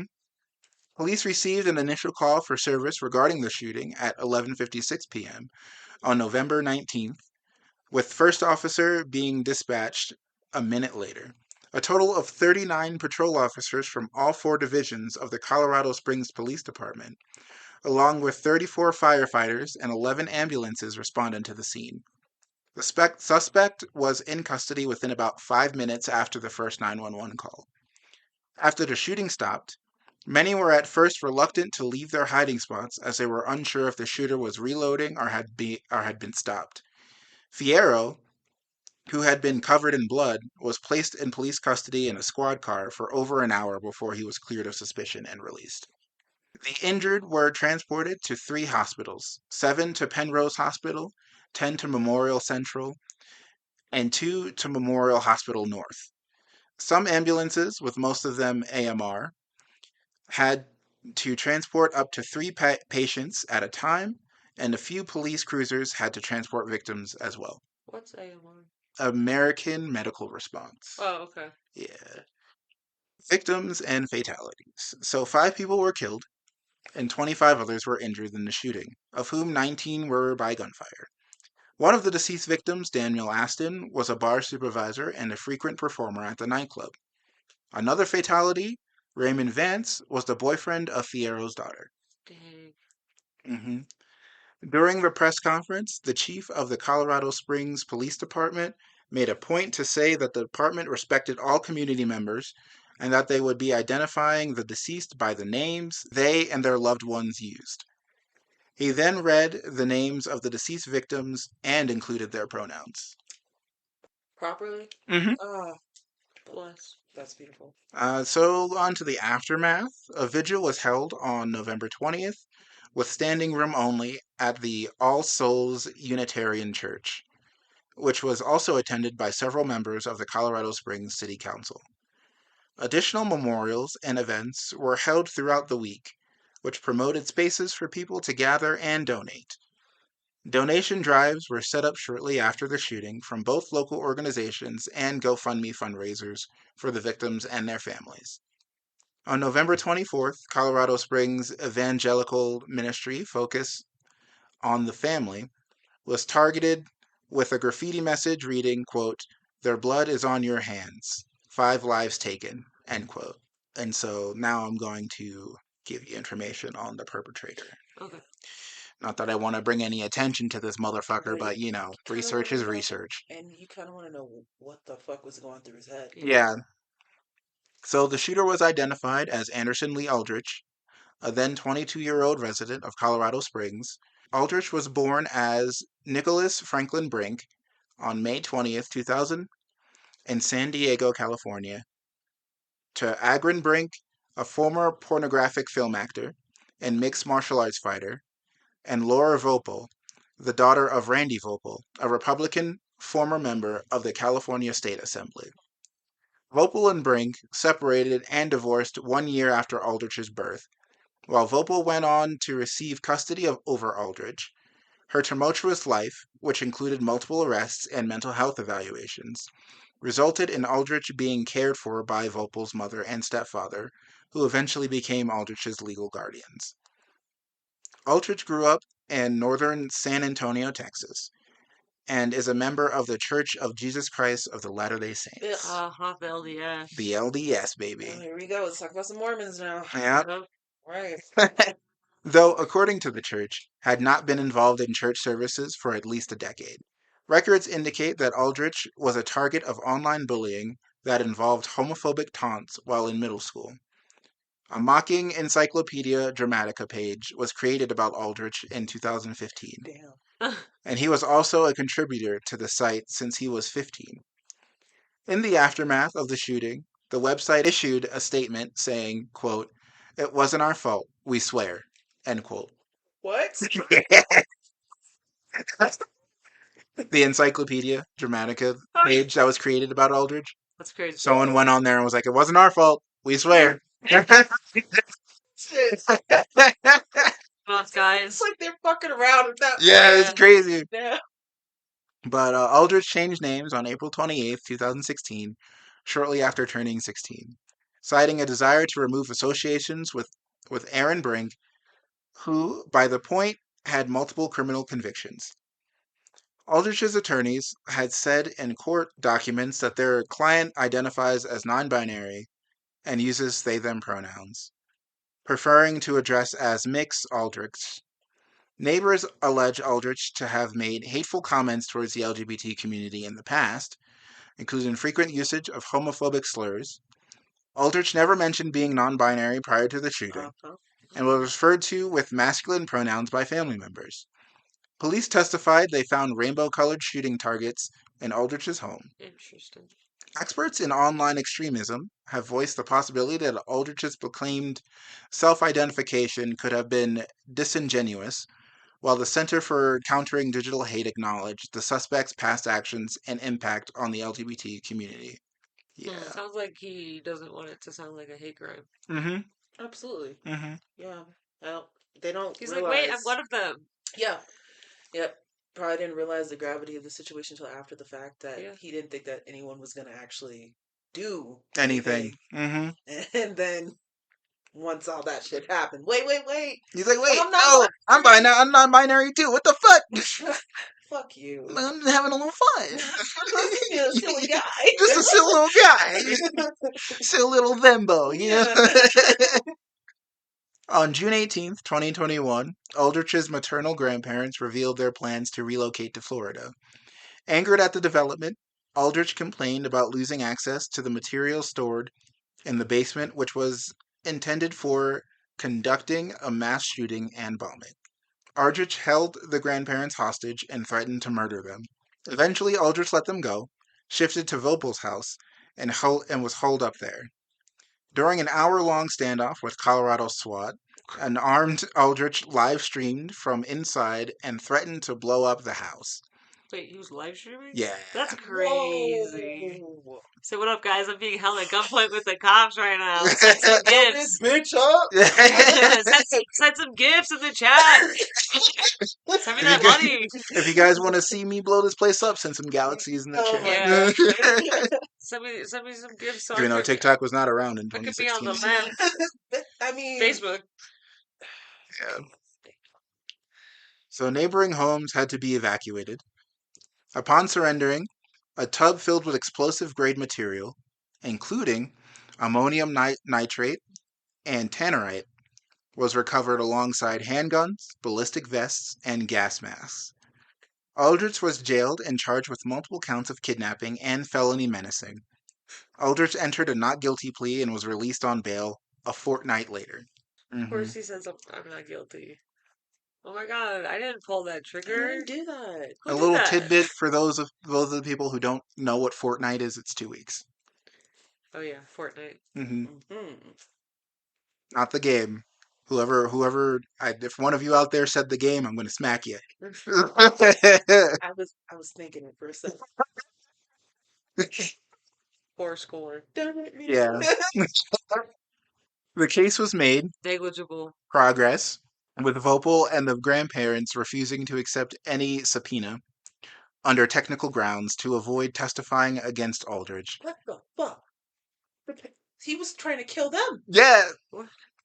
Yeah, that's crazy. Crazy. Yeah. So, in July of 2022, the case was dismissed and records were sealed a month later. Twice before the 2021 incident, Aldrich had been reported to the Colorado police for escalating homicidal behavior. On June 17th, 2021, Aldrich's grand aunt contacted the FBI to report Aldrich was planning to kill Christians and government employees after Aldrich's grandfather had reported being threatened by Aldrich. However, That's a switch up. yeah, crazy. The family did not press charges with local police. There is no record that law enforcement authorities or Aldrich's relatives attempted to trigger the Colorado red flag law, which might have allowed for the seizure of any weapons and ammunition that Aldrich possessed. Yeah. Dropping the ball. Aldrich and Laura Vopel had conflicts with passengers and crew during a July 2022 flight from California to Colorado. They were accused of harassing others while on board the plane and insulting some with racial slurs. Fuck. Mm-hmm. All It around just gets terrible. better. After deplaning Aldrich was filmed saying to another passenger, quote, "I wish I can shoot all of you," end quote.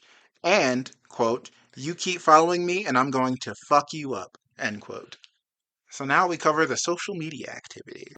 Aldrich had allegedly created a free speech website that hosted violent and racist content, including a video that advocated killing civilians to cleanse society. Shut up. As of the night of the shooting, a second site that was identified as a brother website on its homepage had hosted footage of the 2022 Buffalo shooting, the Christchurch mosque shooting, and on the night of the Club Q shooting came to display 4 other videos, including one which apparently showed Aldrich's face reflected in a vehicle's rearview mirror. Testimony from a February 2023 hearing implied that Aldrich had operated a neo-Nazi website prior to the shooting. Of course. After the shooting, Aldrich was charged with 10 felony counts, 5 counts of murder, and 5 counts of committing a bias-motivated crime causing bodily injury. An El Paso County judge authorized the sealing of Aldrich's prior arrest records, saying the public release of the documents could, quote, jeopardize the ongoing investigation, end quote. Aldrich was represented by a public defender. On December 6th, Aldrich was charged with 305 criminal counts, which included first-degree murder, attempted first-degree murder, assault on the first and second degree, and hate crimes. District Attorney Michael Allen said it was, quote, probably the most charges that we've ever filed in a single case on a murder case like this in the state of Colorado, end quote. 305 criminal counts. Crazy. You're gonna do it, you might as well do it right. He Right. said, let me look at that law book, the law book real quick. I'm gonna catch you on anything. Yep, let's see. They said, fuck throwing a book. We're throwing the entire system. Yeah, Throwing everything. everything that can stick is sticking. On December 8th, a judge ordered the unsealing of court documents pertaining to Aldrich's June 2021 arrest. On January 13th, 2023, Aldrich was charged with new felony offenses for attempted murder and hate crimes. The additional 12 charges raised the total number of criminal counts to 317. Let's go. On June 26, Aldrich pleaded guilty to the shooting and was formally sentenced to a total of 5 consecutive life terms, plus an additional 2,211 years in prison. I love when people get ridiculously long. Yeah, all without any possibility of parole. Very good. On June 18, 2024, Aldrich pleaded guilty to the federal charges and was sentenced to 55 life terms in prison. Aldrich was imprisoned in the Wyoming State Penitentiary, where he was transferred in late 2023.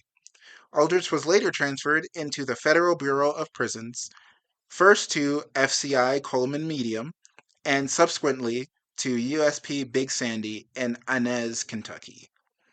The shooting was condemned by politicians in the immediate aftermath. The then United States President Joe Biden said, Quote, while no motive in this attack is yet clear, we know that the LGBTQ plus community has been subjected to horrific hate violence in recent years. End quote. Transportation Secretary Pete Buttigieg, love that man. Oh, he's from South Bend, Indiana. Yep, and he's gay. Yep. Love that man. Said that anti-LGBTQ political discourse is partially to blame for the shooting. The El Paso County government said, quote, we are deeply saddened by the senseless shooting that occurred early this morning in Colorado Springs at Club Q, end quote. And they sent their condolences and support to the victims and families. Colorado's red flag law and its application were scrutinized by advocates of gun violence prevention, politicians, and many other people. Colorado Governor Jared Polis, who is also Colorado and the nation's first openly gay governor, said, quote, we are eternally grateful for the brave individuals who blocked the shooter, likely saving lives in the process, end quote, and called for an examination of the application of Colorado's red flag law by Colorado sheriffs. Colorado Springs Mayor John Suthers said law enforcement should have taken advantage of the law under appropriate circumstances, while cautioning against jumping to conclusions about the application of the law to the shooting. Colorado State Representative Tom Sullivan, whose son, Alex Sullivan, was killed in the 2012 Aurora Theater shooting, and sponsor of the state's red flag law, said the prior incident should have alerted the community. Yeah. Jeffrey Swanson, a professor at Duke University School of Medicine, who studies the red flag laws, said Colorado's law could have been invoked. LGBTQ groups have widely memorialized the victims and linked the mass shooting to recent rhetoric. Club Q said on social media that it was, quote, devastated by the senseless attack on our community, end quote, and that it offered condolences to the victims and their families.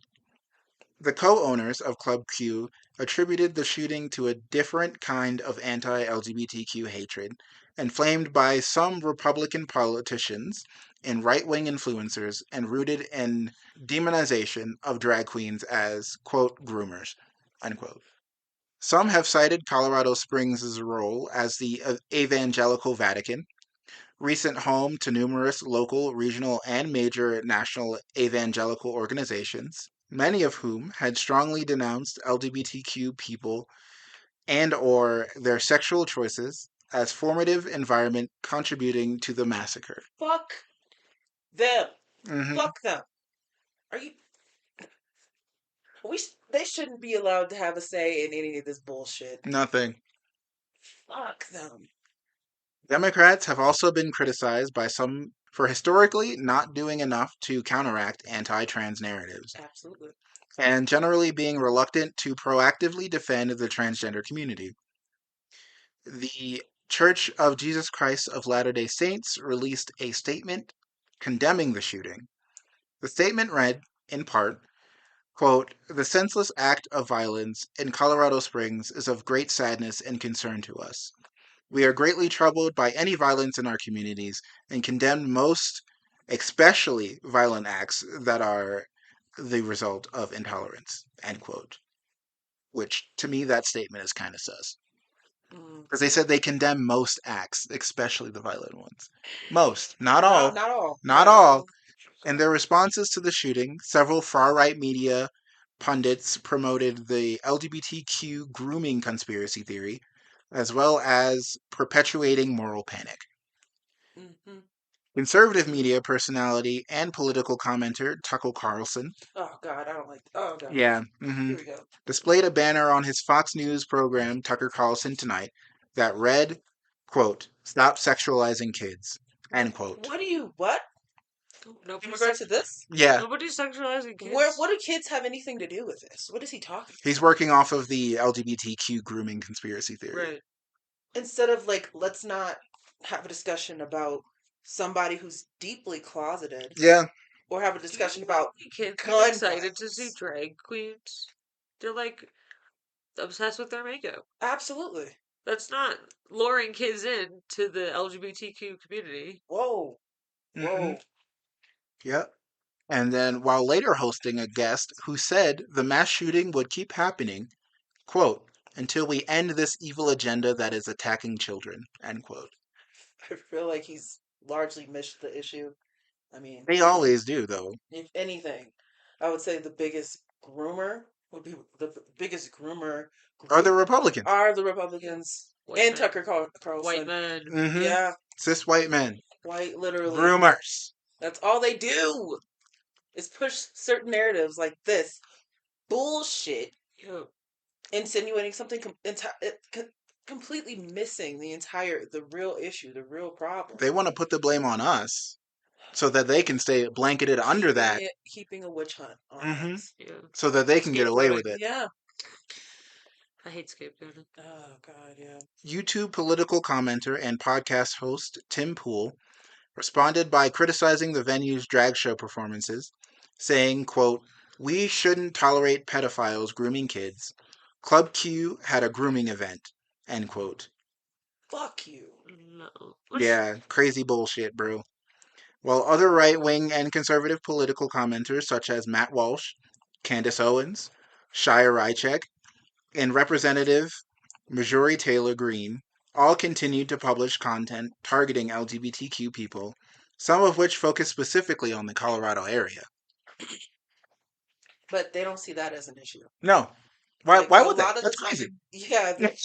they're pushing out like hate, knowing that the majority of people that follow and listen to what they have to say are people that are willing to actually carry out hate crimes and carry out hate crimes, as we see time and time again.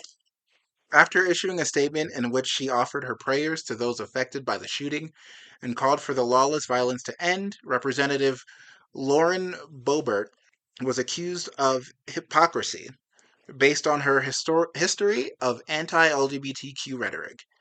Her past comments have included false grooming narratives and the litter boxes in school hoax. Ah, yes. Mhm. The litter boxes in schools. She has been criticized for blocking gun control laws. Jenna Ellis, fucking bitch. Anyway, Jenna Ellis, a former lawyer for Donald Trump, was criticized for saying that the 5 people killed during the shooting were, quote, reaping the consequences of eternal damnation, end quote. Wow. Let's make a list. Mm-hmm. How Check it twice. 'Cause, like, how cold can you be? You want to know her reasoning behind that? look, It was because she claimed that there was no evidence the victims were Christian. What? Just because you don't follow the same religion does not mean you deserve to die. It's making me so angry. I don't even have words. Yeah. I don't even have fucking words. Mm-hmm. All I have to say is for people that have opinions like this, deep-seated, extremist, bigoted opinions, I hope you reap what you sow. Mm-hmm. Far-right provocators, including Jack Posobiec, questioned Richard Fierro's presence at the drag show, while others on the far right called Fierro a groomer and a faggot, Okay. simply because he and his family were at Club Q. So we're gonna use slurs now. Yeah, crazy. You're not gay, you can't use that. That's crazy. Only faggots play faggots. Yeah, what the fuck? Analysis published by the Institute for Strategic Dialogue has estimated that online usage of the terms pedophile and groomer increased sharply in the days following the shooting as part of far-right and neo-Nazi celebration of and apologia for the mass shooting. Celebration. They're That's celebrating crazy. the deaths of people. Mm-hmm. But yet, they want us to feel bad for Charlie Kirk's assassination. Never. That would Never. never cross my mouth. Never. The Department of Homeland Security also reported in a bulletin published on November 30th that online extremists praised the actions of the shooter. A significant rise in homophobic and transphobic posts following the shooting have been tracked by LGBTQ advocates both in far-right forums such as Gab and even in more mainstream social media platforms such as Twitter, Facebook, and YouTube. Of course. On December 14th, 2022, several survivors of the mass shooting presented their testimony to the United States House Committee on Oversight and Reform. The witnesses placed blame for the attack on hateful rhetoric, calling it the direct cause of the shooting, and also warned of the dangers of hate speech, saying that it is damaging even in the absence of explicit calls for violence. At the hearing, Club Q owner Matthew Haynes pushed back at the Republican politician, saying, quote, "I know that we, our Club Q community, are in the thoughts and prayers of so many of you. Unfortunately, these thoughts and prayers alone are not saving lives. Thank you. They're not changing the rhetoric of hate," Thank end you. quote. Haynes also read aloud examples from some of the hundreds of hateful messages received from the shooting, including one that said, quote, "The shooter was doing God's work," end quote. No, not my God's work. Couldn't be. Couldn't be. Couldn't be. Couldn't be. I have so many thoughts, but I'm gonna let you just continue on. Survivor James Slow said that LGBTQ issues should not be politicized and urged respect for basic human rights. Quote, "Outside of these spaces, we are continually being dehumanized, marginalized, and targeted. The fear-based and hateful rhetoric surrounding the LGBTQ plus community, especially around trans individuals and drag performers, leads to violence," end quote. Okay. I was going in a different direction. Okay. They're reeling it back to LGBTQ plus community. Mm-hmm. It is, yes, it's a human rights issue, but it is largely an LGBTQ plus issue. Yeah. Has been, will continue to be. This research had me steaming. I it. Literally shaking. Like the more you're reading about all these right wingers just spewing hatred, just again spewing. And then people wonder why I don't like Christians or Christianity in general. Some of you guys are cool. Yeah. We got some good friends. Yeah. Partners. Yeah, who are great Christians. My girlfriend right here is a Christian. She's literally the only one I respect. It's the few that ruin it for the rest. Yeah. Because I've never once liked the idea of pushing religion on people. Yeah, I am Christian, as Siren said, but not like the older generations are. Much more open and accepting. I mean, shit, I'm fucking pant, so. Yeah. Yeah, you're kind of counted out of that. Yeah. Yeah. Mm-hmm. But as they say, there's no love like Christian hate. Yeah.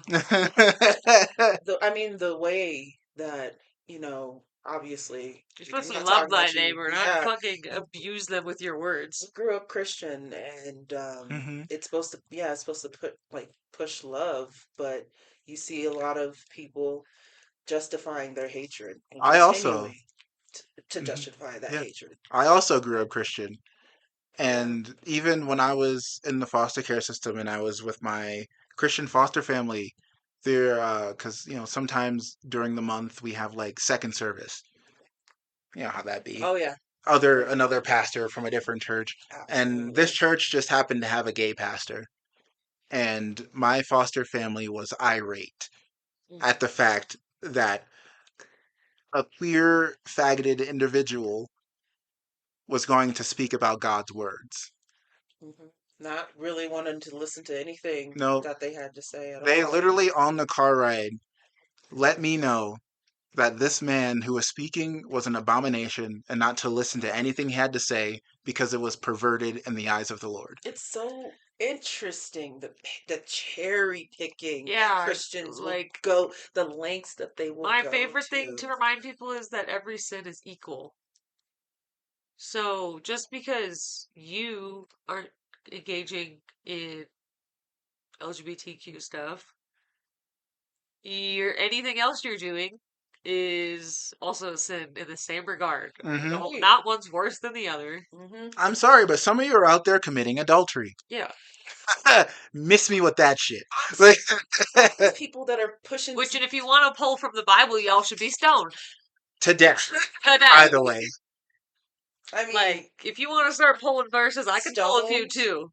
cutting off limbs, taking out Gouging out eyes. your eyes, I don't yep. see anything wrong. Like, if you want to bring all that stuff, let's bring all that back. Yeah. Yep, any married man who lays his eyes upon another woman should gouge out his own eyes, Yep. as All I gotta Jesus say. said. Yeah. Right? Right?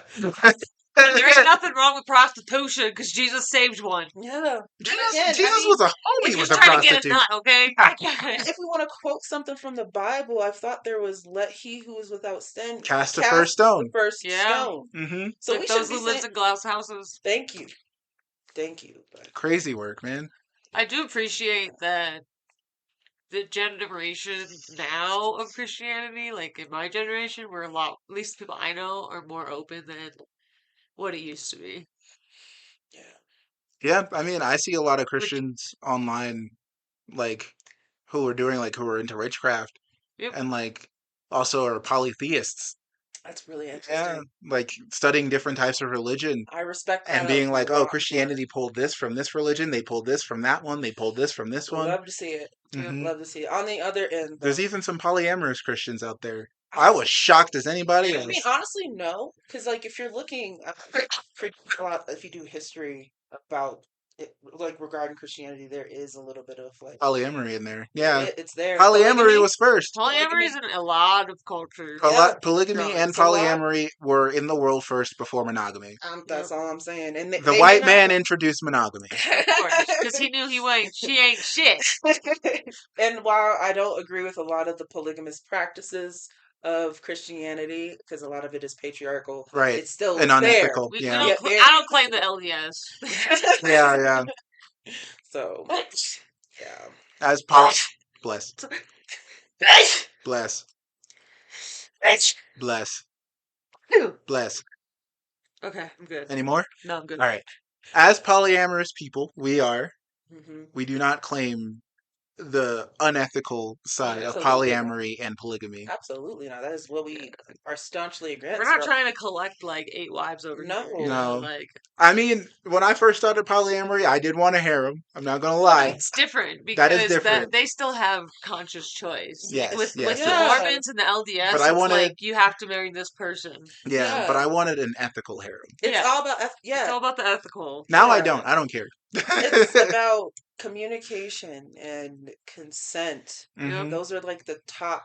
There's so much more to it, but those are like the top parts of what being ethically poly Yep. is. Communication. Communication. And people having the right to Appropriate and respectful boundaries. respecting Yes. boundaries and people saying no and you just respecting that, not Mhm. being that. And making sure that you're comfortable with a partner enough to express your feelings. Yes. Absolutely. Good, Like, I'm bad, sorry if this whatever it comes is. off Yeah, any kind of other way, but I feel this kind of way, Mhm. and I'm putting up this boundary. absolutely. Is that okay with you? Kind of thing. Absolutely, absolutely. So I've done that. Communication. I've been recently putting up a lot of boundaries that I didn't have before. Communication think- should always be a conversation. And that's the thing is that it's with healthy poly or any type of healthy relationship that you're in, poly or not, you have to be able to things change. Yeah. And acknowledging that things will change. So Mhm. a boundary that you didn't have before, you're gonna have later on. And that's allowed if you're in a healthy relationship. Yeah. And it can go the other way too. You can bring boundaries down if you're feeling Absolutely. comfortable. Yeah. Absolutely. There's So, a few boundaries that I brought down mhm, when I, being in a relationship with Fawn, absolutely. Yeah. because we are so tightly connected, but I've also discovered a lot of boundaries with Fawn as well. Yes. And I worried about telling her that a lot of the time, but I did. And she was like, you know what? Fair enough. Yeah, we had a rough patch due to an external source, and that was hard. But we both were very communicative. I was very clear on how I was feeling, which was new for me too. Hmm It was a new boundary for me.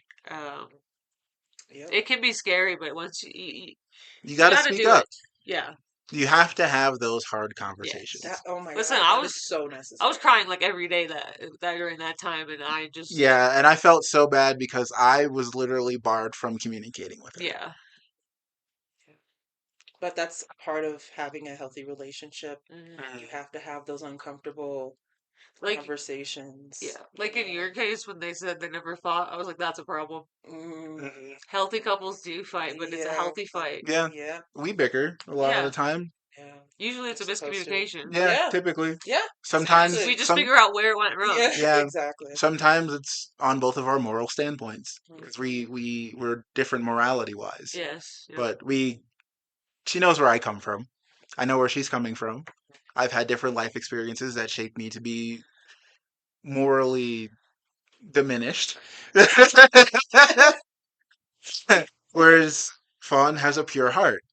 She's, righteously moral, and I respect I that. think that's what makes your relationship with Fawn work. She balances me I out think for sure. absolutely. Yeah, you need. There's a lot of things that I'm also reconsidering in my life and being more open to, Yeah. but I'm also very intent on protecting her poor little heart, her pure ass heart.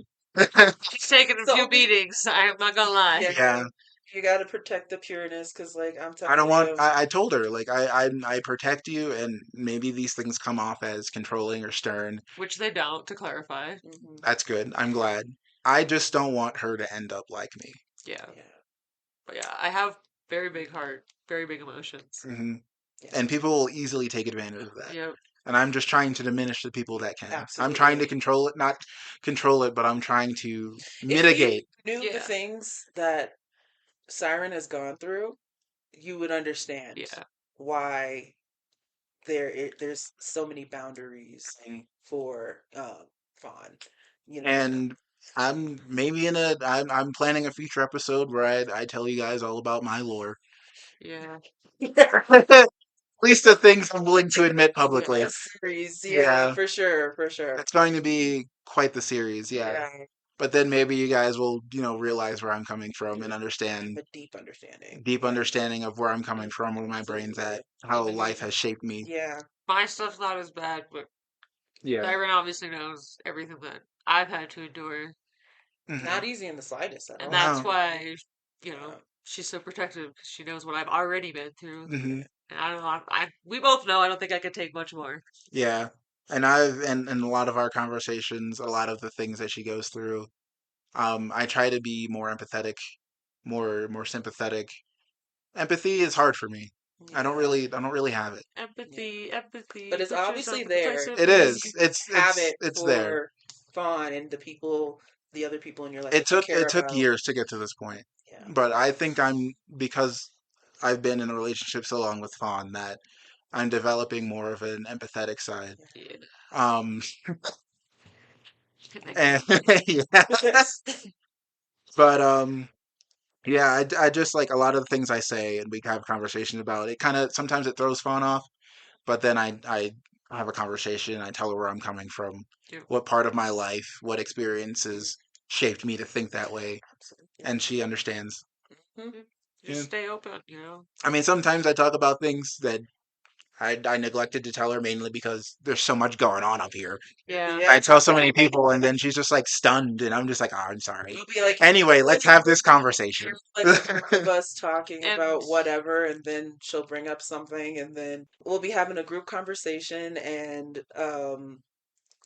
Syra will bring something up, and Fawn will be like, And I'm like, oop, my bad. All right.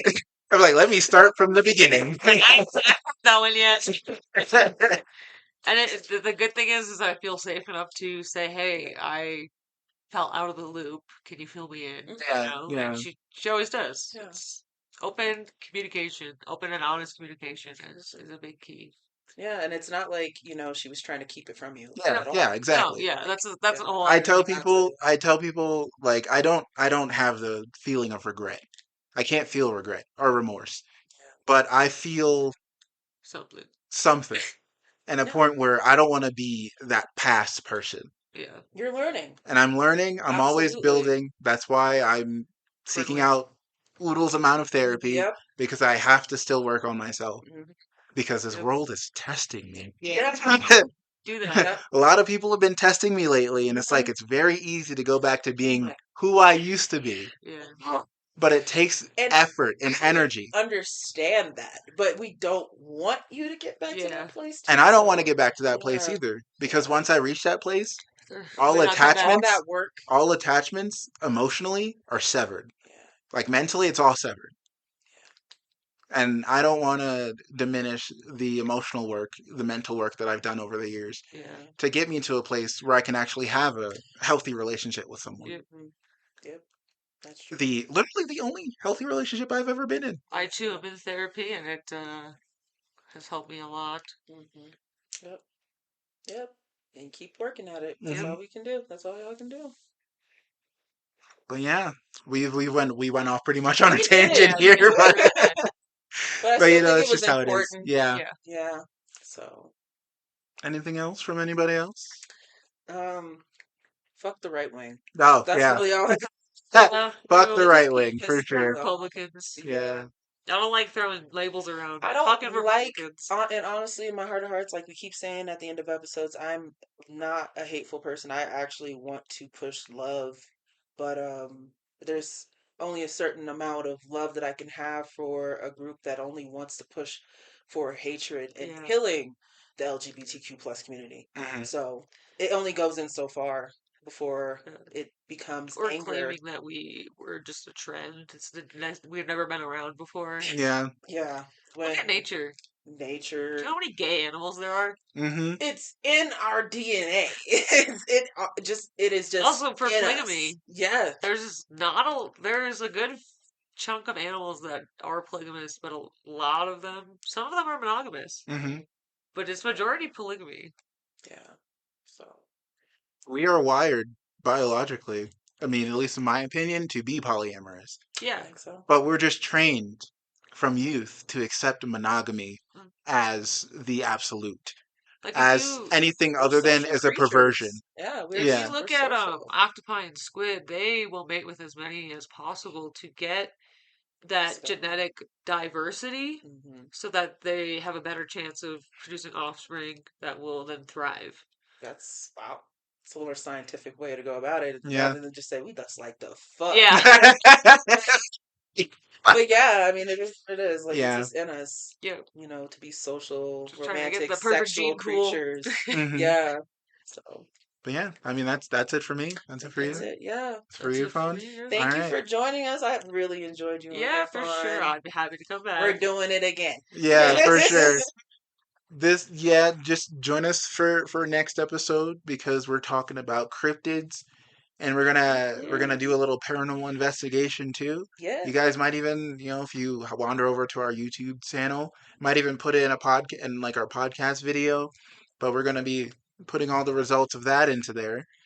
Yep. Yeah, I'm pretty excited. I'm so hyped I'm so for Me super too. the stoked. paranormal stuff to Yeah, happen. Yes. This is I'm so what. happy to get back into it. I'm excited to formally investigate. Yeah. Yeah, but thank you guys for listening.